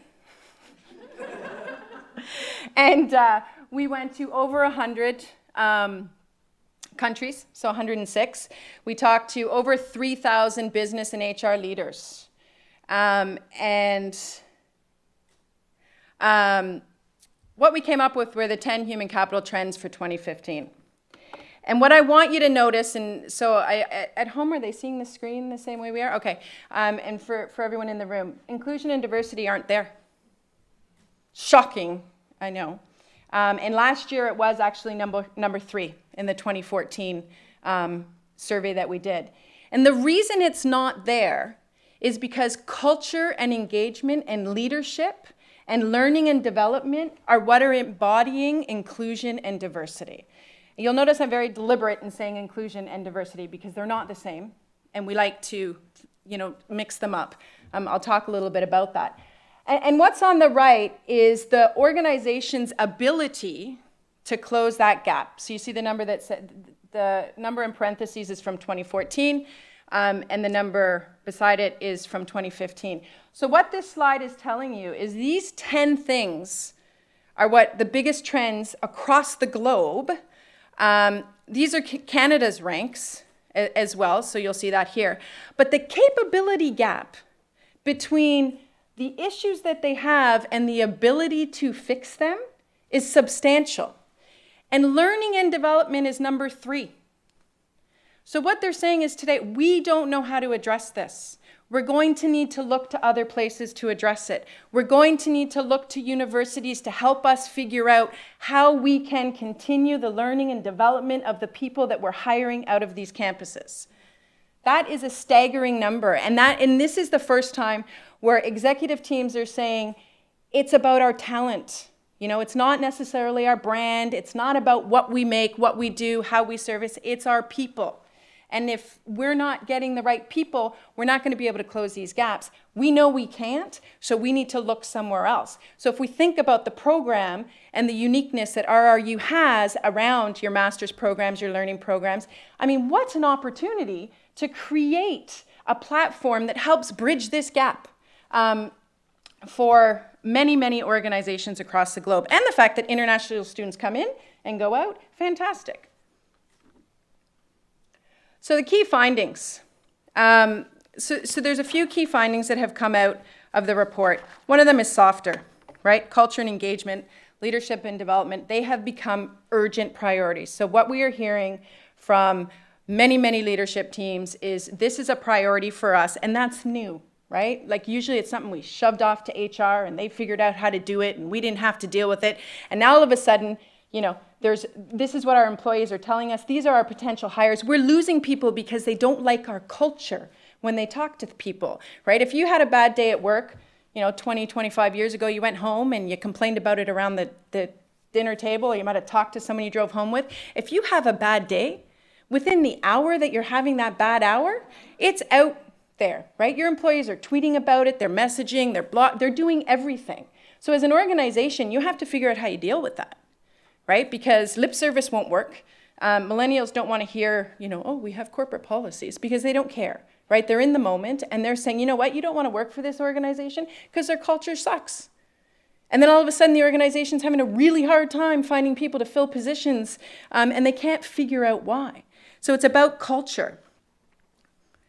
And it's consistently the top 3 important issues across regions, globally, and across industries. Leadership and learning have dramatically increased in the importance, but with this, the capability gap is widening. So this being number 2, learning has quadrupled since last year, this time last year, with CEOs and executive teams saying, we don't know how to deal with this. This is a number 1 issue in our organization, and we don't know how to deal with it. Quadrupled. And they're saying, and our faith in the ability of our existing structure and our existing people to deal with this has gone 3 times down in saying, we don't think we have the people. We don't think we have the tools and the capabilities to address this. So what are we going to do? We need to go find people who can do that for us. Where do we get these people? We start to talk to universities, graduate programs, create innovative programs, create relationships to say we need to figure out how to move these game changers into our organization because we know that there is a competitive landscape when it comes to people. 2 of the others are HR organizations and HR skills. So they're not keeping up. So we're not figuring out, we hire at the same place all the time, same campuses, same way. People aren't standing in line at a campus booth anymore looking for a job, right? There are other places. So how are we going to find those people? How are we going to deal with this globally? HR technology systems are another. So, how do we keep up? Never easy, especially in organizations that might be mid-size or not-for-profit. They don't have the funds to replace their technology platforms. Or large organizations have these huge legacy platforms that are really expensive to change. So why do we talk about this? We're talking about this because all of these issues are talking about people. And what people are made up of, diversity, and I think President Kahun mentioned it. Diversity is what makes us unique. And there was a time where what made us unique, and there still is in many places in the world and in many people's minds, right? We heard a story about someone saying, I think Kevin brought it up, I don't think I can come to this event because I might out myself, right? Or I don't know if it's safe. But what makes us unique as an individual is what makes us valuable as an individual. And what we need to do is create an environment that says, what makes you unique? If you bring that uniqueness together, which is inclusion, you then have innovative thinking, innovative solutioning. You have differences in how you solve a problem. So if you're an organization and you always throw the same team at the same problem and you can't figure it out, what's that saying? We need a different team to come at it and say, hey, I would do this or I would do that, and how would I do that? We need to be able to create that platform. So for me, inclusion is an active process of change or integration. So it's not just about diversity. It's not just about saying, we accept this group or that group. Because you can bring someone to the table, but if you exclude them in the discussion, there's no inclusion. And then you wonder why your students aren't attending something or employees are shutting down. Well, it's not enough to open the door and say, come on in. It's to open the door and say, we value your opinion. We want to hear what you have to say. We may use it, we may not, but it's going to inform the discussion, and it's going to make anybody in this room think differently. And that's what we need in order to continue to move forward and to innovate and to change as an organization. So I mentioned inclusive leadership. You'll hear practitioners in this space talk a lot about this, because this is what, in the number one, so leadership, that I showed you in the trends, this is what we're talking about. We're talking about inclusive leadership. We're talking about embracing diversity among employees, among students. We're talking about things like President Kahun said, right? I'm going to say, regardless of my orientation, I have a fundamental issue with you moving forward with this because it goes against being an inclusive body of academic institutions.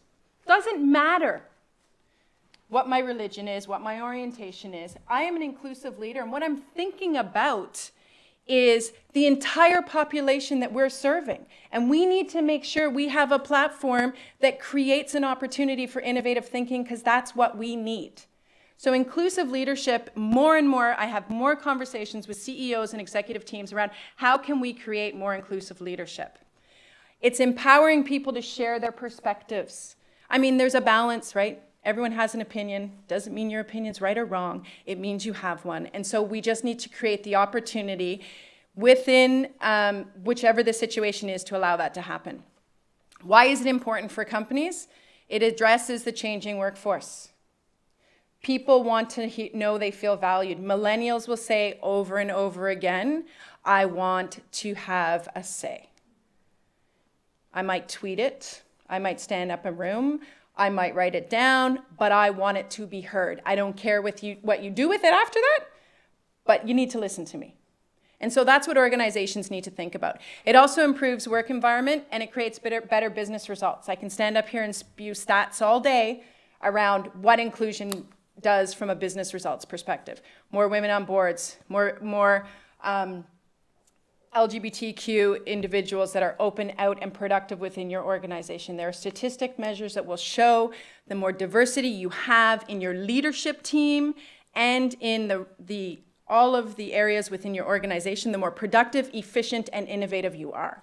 We get all that, yet we still stand behind our unconscious bias and our old way of thinking and say to be different means that we are going to jeopardize what has worked so well for so long.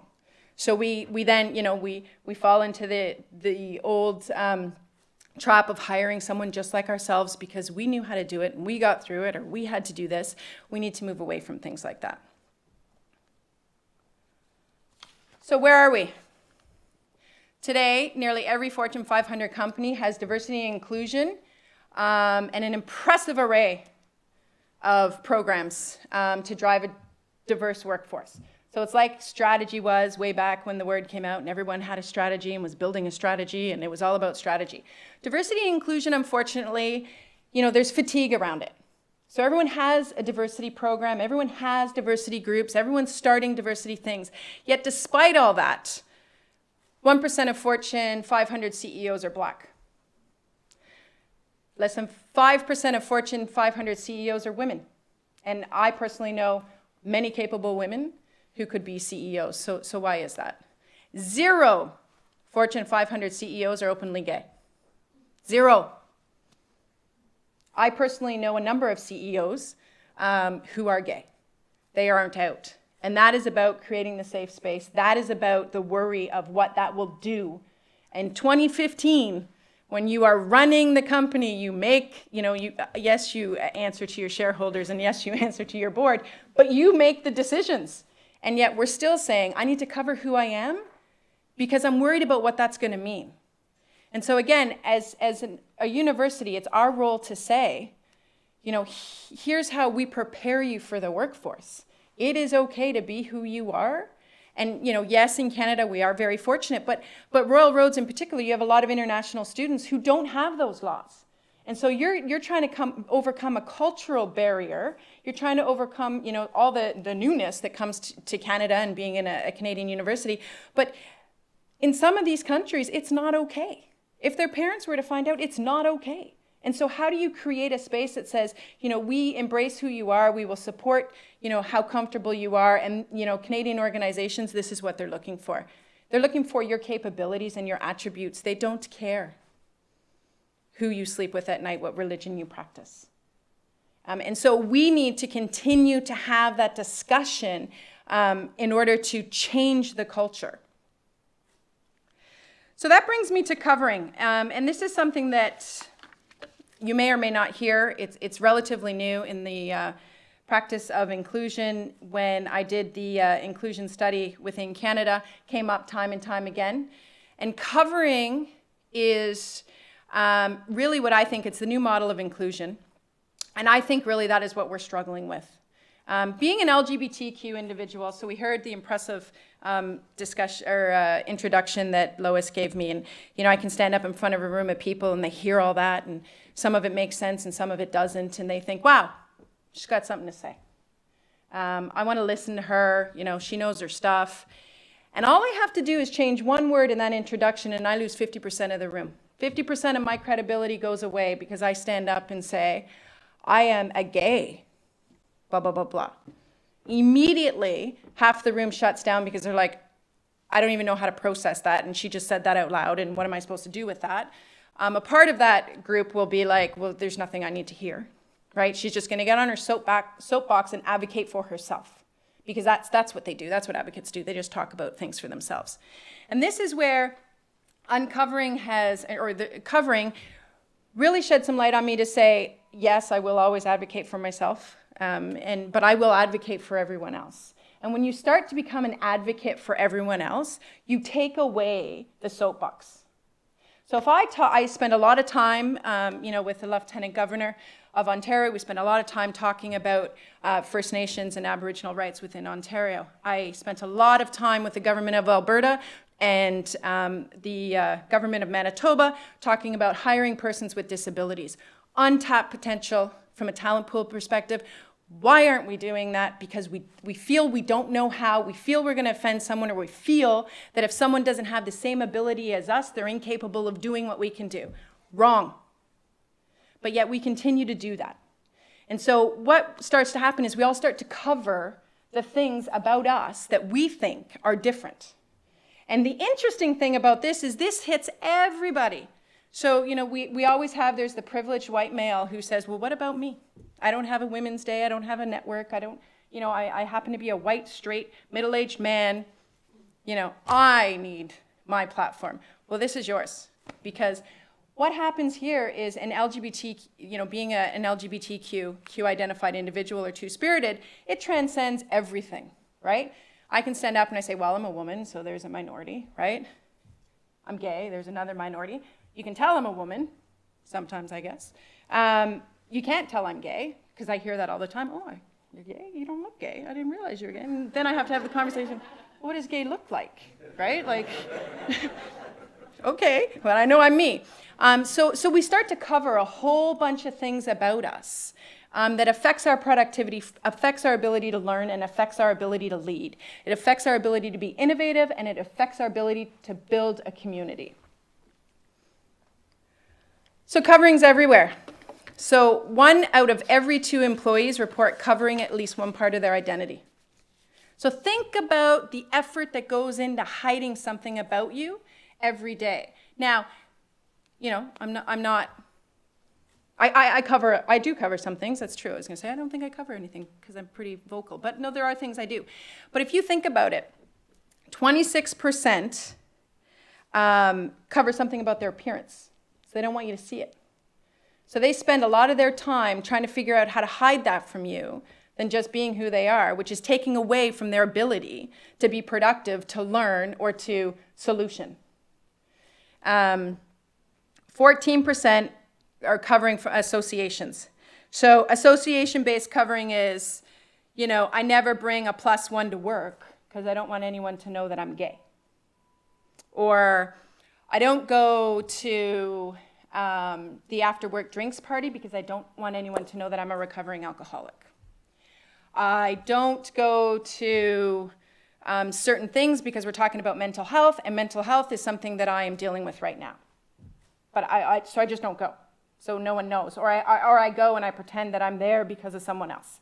So you're spending all this energy covering who you are from an association. Advocacy-based covering. I don't think I could protest or speak up on behalf of another group, because then that would show that I support that group. And then so the negative association with that group will come to me. So whether it's your religion, whether it's a community center, whether it's a specific community or action or event. So I then stop my advocacy at work, and then you don't know. Same with affiliation. I have no pictures of my partner in my office because then people will know I'm gay. I have no pictures of my family in my office because then people will know I'm gay. Why is this important? Because you cast a leadership shadow wherever you go. And as the faculty of the university, you are creating, whether you realize it or not, through your covering, the culture that the students will believe is okay. So as a leader, if I have no pictures up in my office, I don't talk about my personal life, I tend to be an integrator, so I'm always at work or on. What am I telling people as a leader? I have no life. It's not important to me, family. Community, who cares? I'm not associated with anything. I eat, sleep, and breathe work. So then when someone's like, you know, it's really important to me that I'm home at this time because I volunteer here, well, they're not going to come to me and say, hey, this is important to me. If someone's dealing with an illness or a divorce or their children, they're not going to come, or they're not going to feel that the culture supports that, because I, in covering that I'm married, have children, you know, an advocate, all those things, they believe that the culture and the tone has been set. So they can't do it. So they're not going to do it. And then they believe that that's how it should always be. And so then they start covering. And their covering then, you know, it filters all the way down. So LGBT, Black, disabled, and millennial respondents report the highest indices of covering their identities. Think about that. Millennials are covering their identities.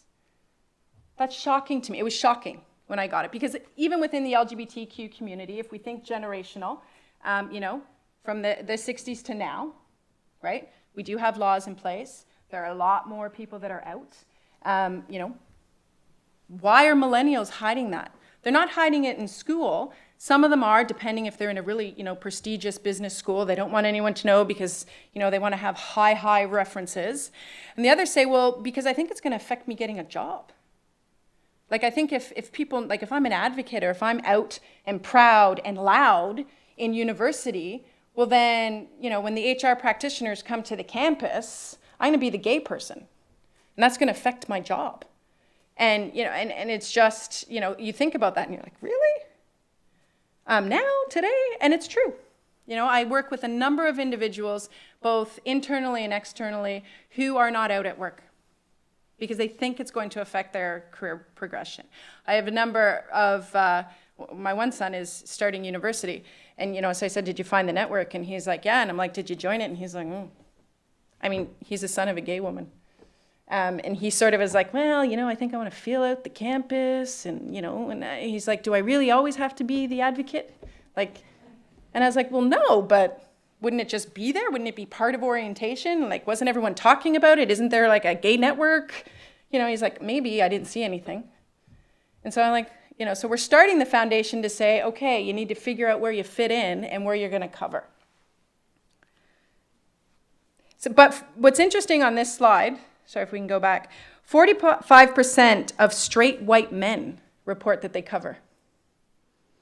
And so here's where we're truly getting to the heart of some of the issues when we think about marginalized groups, non-marginalized groups, and how we define that, right? Because historically there would be the whole discussion around, well, the single white males being left behind and all of this diversity discussion. And what covering and what this report is highlighting is that no, because covering is about covering who you are.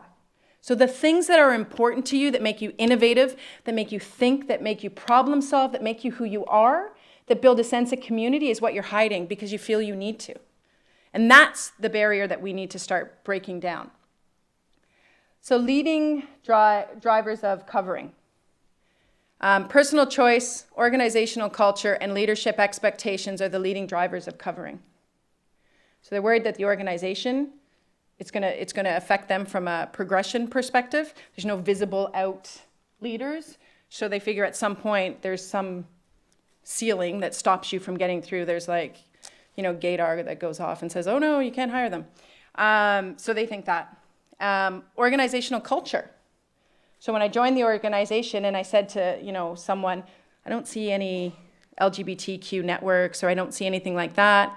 Is there one? Oh, I'd be careful.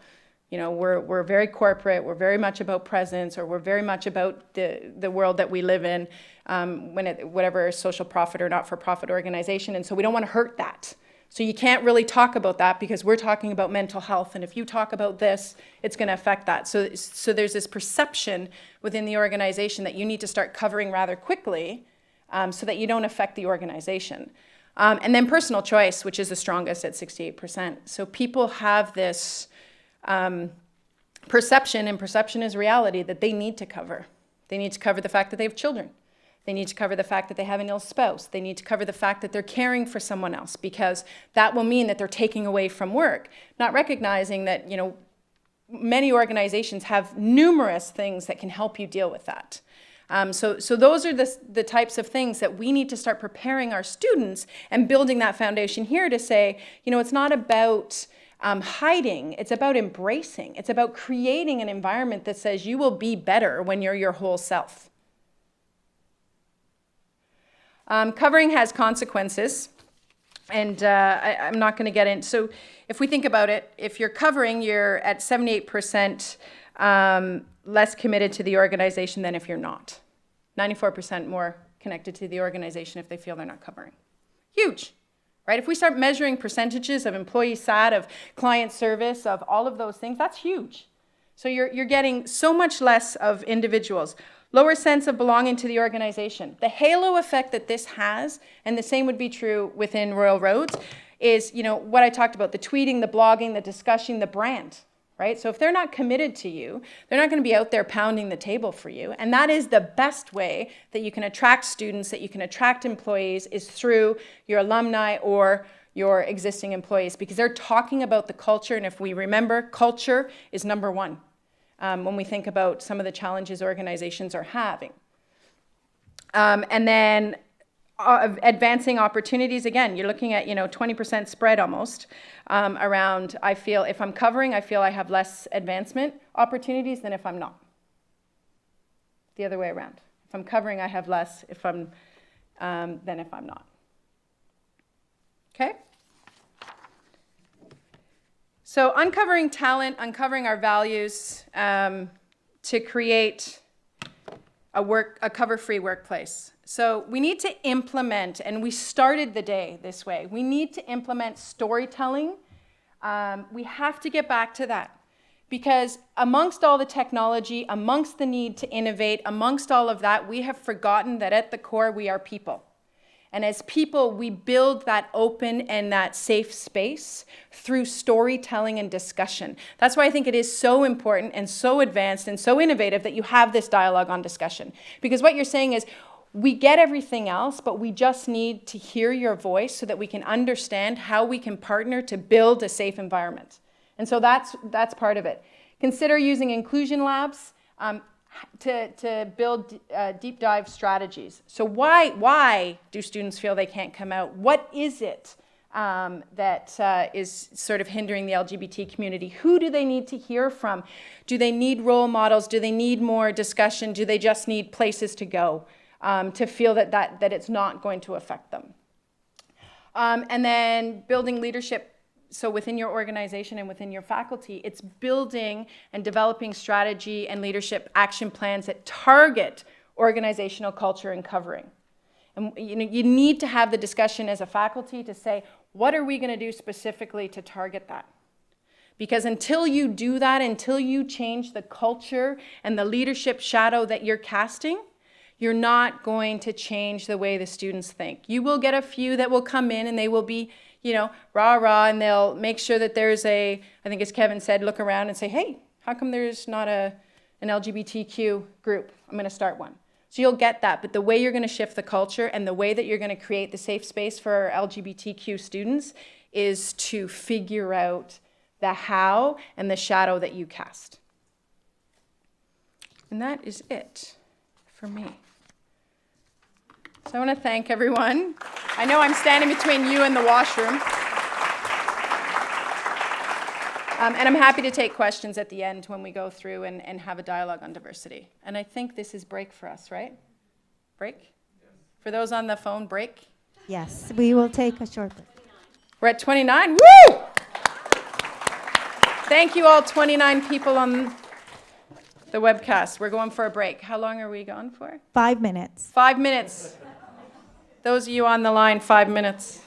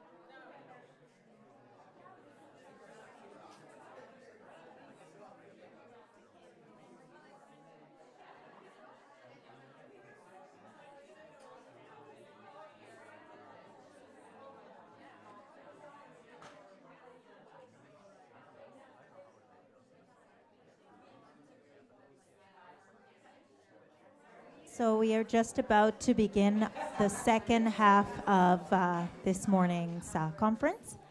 We've had lots of activity on Padlet and also lots of activity on Twitter. I encourage you to continue your contributions.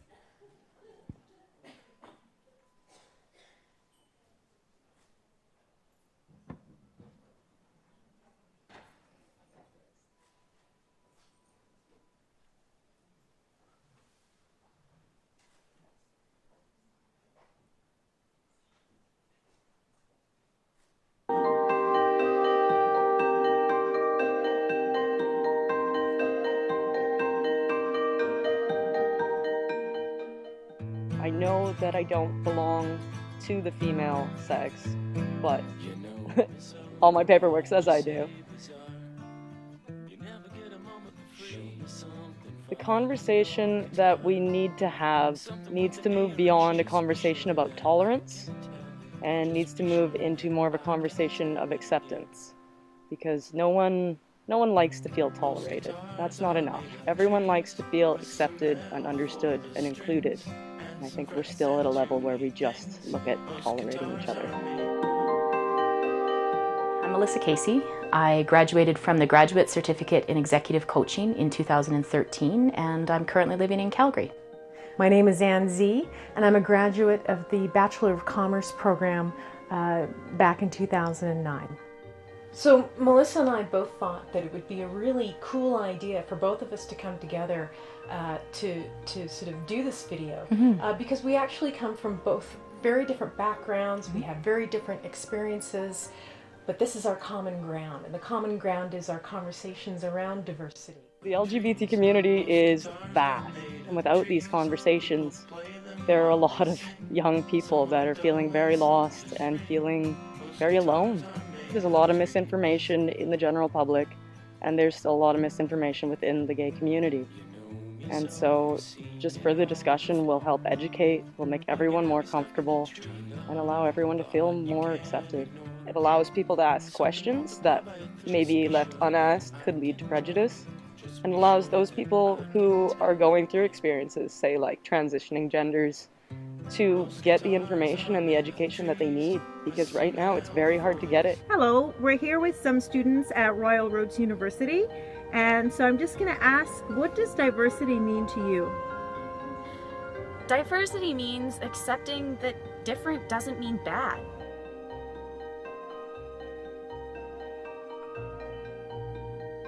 Overall, I would say it was very good. And I would say that my experience as somebody who is identifying as a lesbian was largely very typical of what I experience in everyday life. The thing that I have a concern with there, though, is that often it's a case of invisibility.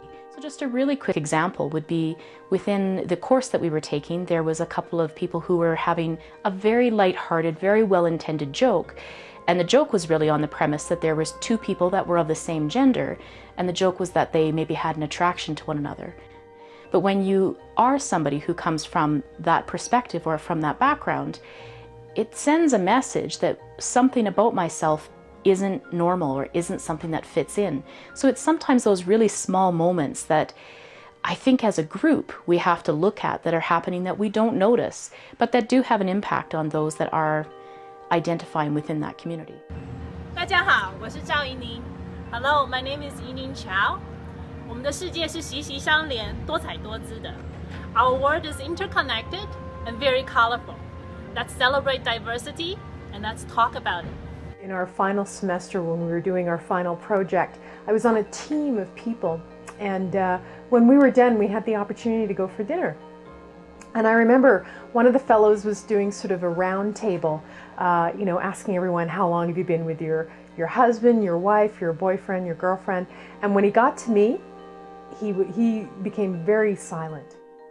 If we don't have these discussions, then nothing will change, nothing will improve. But if we do have these discussions, we have the opportunity to change lives. I hope that further talks about and with the LGBT community will lead to greater education for people inside of it and outside of the community, and that will help to create better, safer policies and support the people who are going through a really difficult time in their life. We need to look at our marginalized communities with compassion and accept them and encourage them and include them in the community at large so that we can be a stronger society.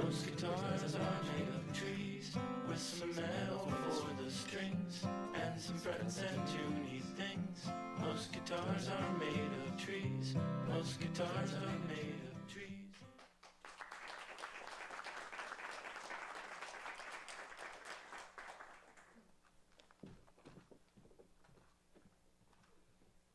So before we move on to the second part, I just wanted to point out that over here, Michelle Underdown is been working madly away. She is the coordinator of accessibility services, and what she's doing over here in the corner is it's called graphic facilitation. She's basically taking what's going on throughout the day and making a graphic representation of it in words and pictures. It is being filmed, and stills are being taken of it, so that it can be compiled after and then created into its own vignette and be able to be posted on YouTube. I believe it is YouTube, hopefully. We'll find out. It will be available after they have a chance to compile everything. So that's what Michelle is doing over here.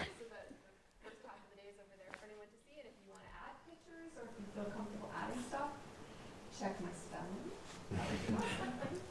So you don't have a microphone over there. So Michelle was saying that if anybody feels like they would like to add or participate with it, it's ongoing and posted over on the wall here, so you can get some felts and do your thing with it. So without any further ado, I'd like to bring up Dr. Bernard Schizzle, who is the head of the Doctor of Social Sciences program.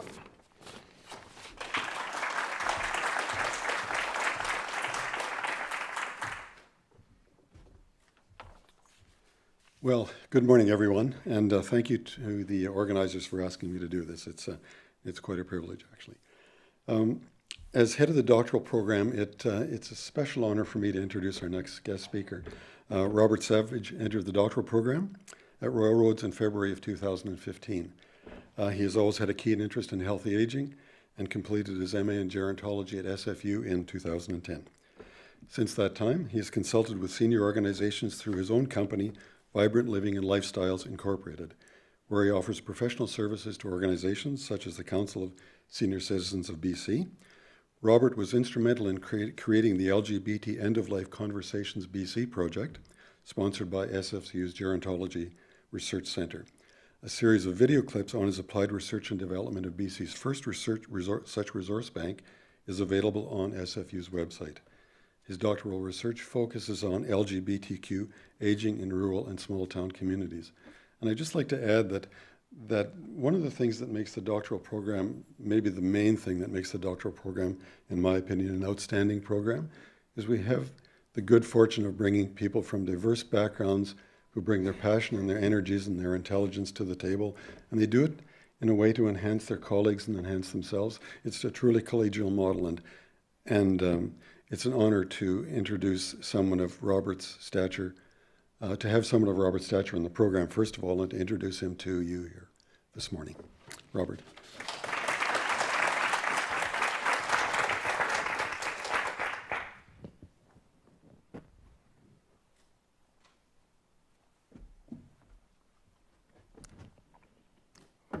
I know there's a little stand down here for a glass of water.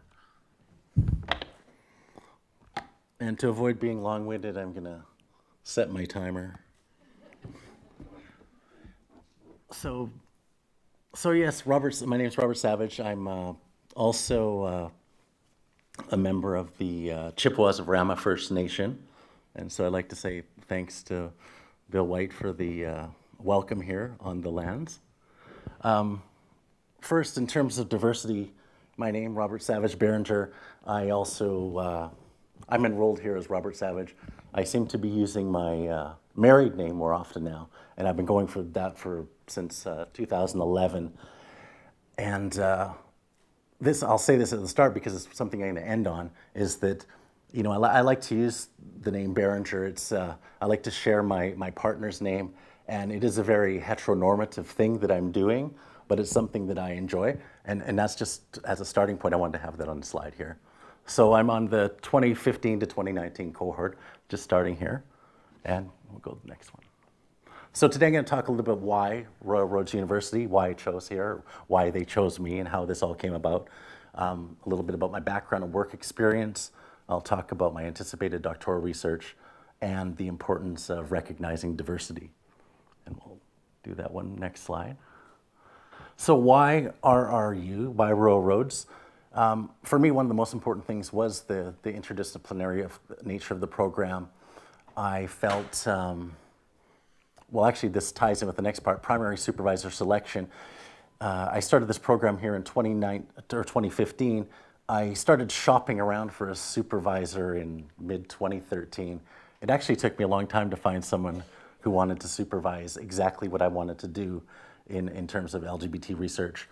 Also, another barrier I found was that when I was talked to more traditional universities, it'd be very department oriented and sort of like, oh, that's not exactly my area of interest. It's not sociological enough or something. And I felt sort of confined by that. And so I felt the interdisciplinary nature of the program here at Royal Roads is a big plus. Also, I'm able to choose a supervisor who is not at the university, and my supervisor is Dr. Brian DeVries. He's from San Francisco State University. And this was a big plus because, you know, he's doing real similar kind of research, and it's, you know, inspiring to work with someone who actually wants to be right involved. And then also, which is great here, having Dr. Matt Hines as my co-supervisor actually makes for a really great team, so I'm really happy to have that here. And also, I live on Salt Spring Island, so it's relatively remote from other universities, and somewhere where I'd have to make a day-to-day contact might be difficult. And here with the 3-week, 2-3-week residencies, it actually works out quite well for you know, being at the university, living somewhere else, and having some online components. One of the things people told me about is that you know, Royal Roads, you're really distant from the faculty and everything. But I found that in the 3-week residency here, because it's so intense, we have Monday to Friday, we have a class for 3 hours in the morning, a class for 3 hours in the afternoon, and we have scheduled activities at lunch and after in the evening and different things. And actually, you get to know the faculty and the other members of your cohort better here than I find in other universities, where I remember in my master's degree at Simon Fraser, it was sort of like it had become a commuter university, and it was very rare that you get even a quarter of the students together. So go to the next slide, please. So ever since my teenage years, that's my famous line, ever since my teenage years, I've been fascinated with aging, and I've always wondered, like, you know, you see a 75-year-old living vibrantly, doing all these wonderful things, and then another person exact same age is in a complete period of decline. I was always fascinated by that. So I returned to school in 2000, and I sort of chipped away at my undergrad for 8 years. And studied kinesiology and gerontology, and was really into the physiological components and looking at that, a little bit of sociological. Then I did my master's degree 2008 to 2010, and I sort of took a little tangent. I got interested in gerontechnology and technologies that help people stay in their homes. And so that was it was a good experience. And after, when I finished, as it was pointed out, I've been working for consulting organizations. One thing we did is we helped, did the research to help the COSCO, Council of Senior Citizens Organization of British Columbia, to change the Drive Able program, because there were a lot of flaws with the program, and so we actually advocated for them and made some positive changes.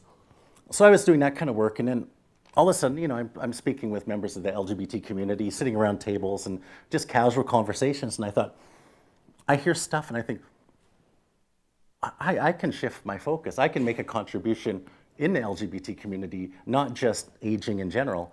And so that's how I made the shift. And my most recent project was the Fostering End-of-Life Conversations, Community, and Care among older LGBT adults.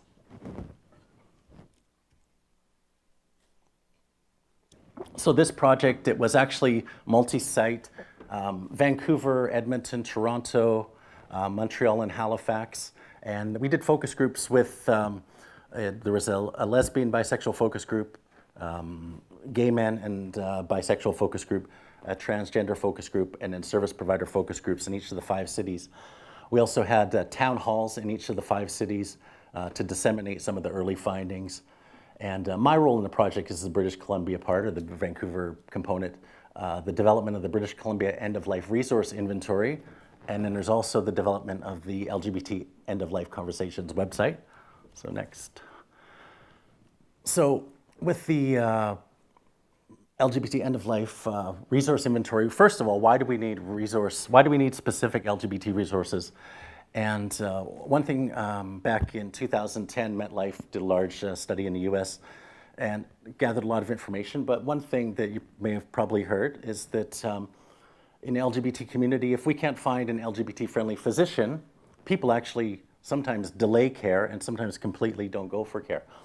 And sort of in our area, we thought, well, it's probably the same thing for end-of-life planning, is that if you can't find friendly resources, you're not going to use them, you're going to delay and delay.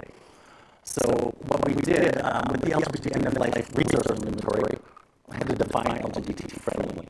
And so, well, first looking for resources, it's kind of an open project on what I could do, and I just took the terms, lesbian, gay, bisexual, transgender, queer, and put them older, and then slashed with all of the things we want. We would find about housing, end-of-life planning, wills, estates, and interestingly, when you put those two together, it seems like there's no overlap. And so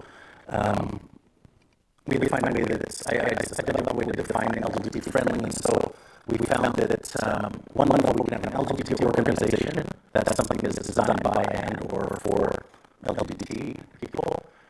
Level 2 was a LGBT formal organization, and this meant that on their website they would actually say that we're not just we're inclusive, but we're inclusive to LGBT people, and it had to be LGBT specific.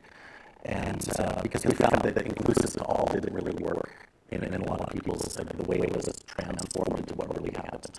And then there was LGBT informal, and then there could be an organization that was referred to us by a member of the community, LGBT community, or it's advertised somewhere, something to do with LGBT, but when you actually go to their website, there's no mention of the LGBT friendliness.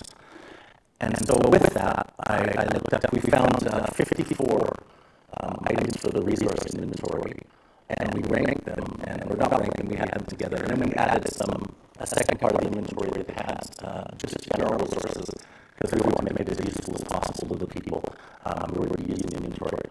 So it did get a positive reception, and of course, you build a book and say, hey, this is for you. Oh, yeah, thank you. And so, but on a real positive note, one of the members, or one of the inclusive organizations on the website, he noticed that he was on the inventory as LGBT-friendly informal. And he didn't realize that, the importance of this, and actually the organization, the following day after our town hall, he changed his website for his organization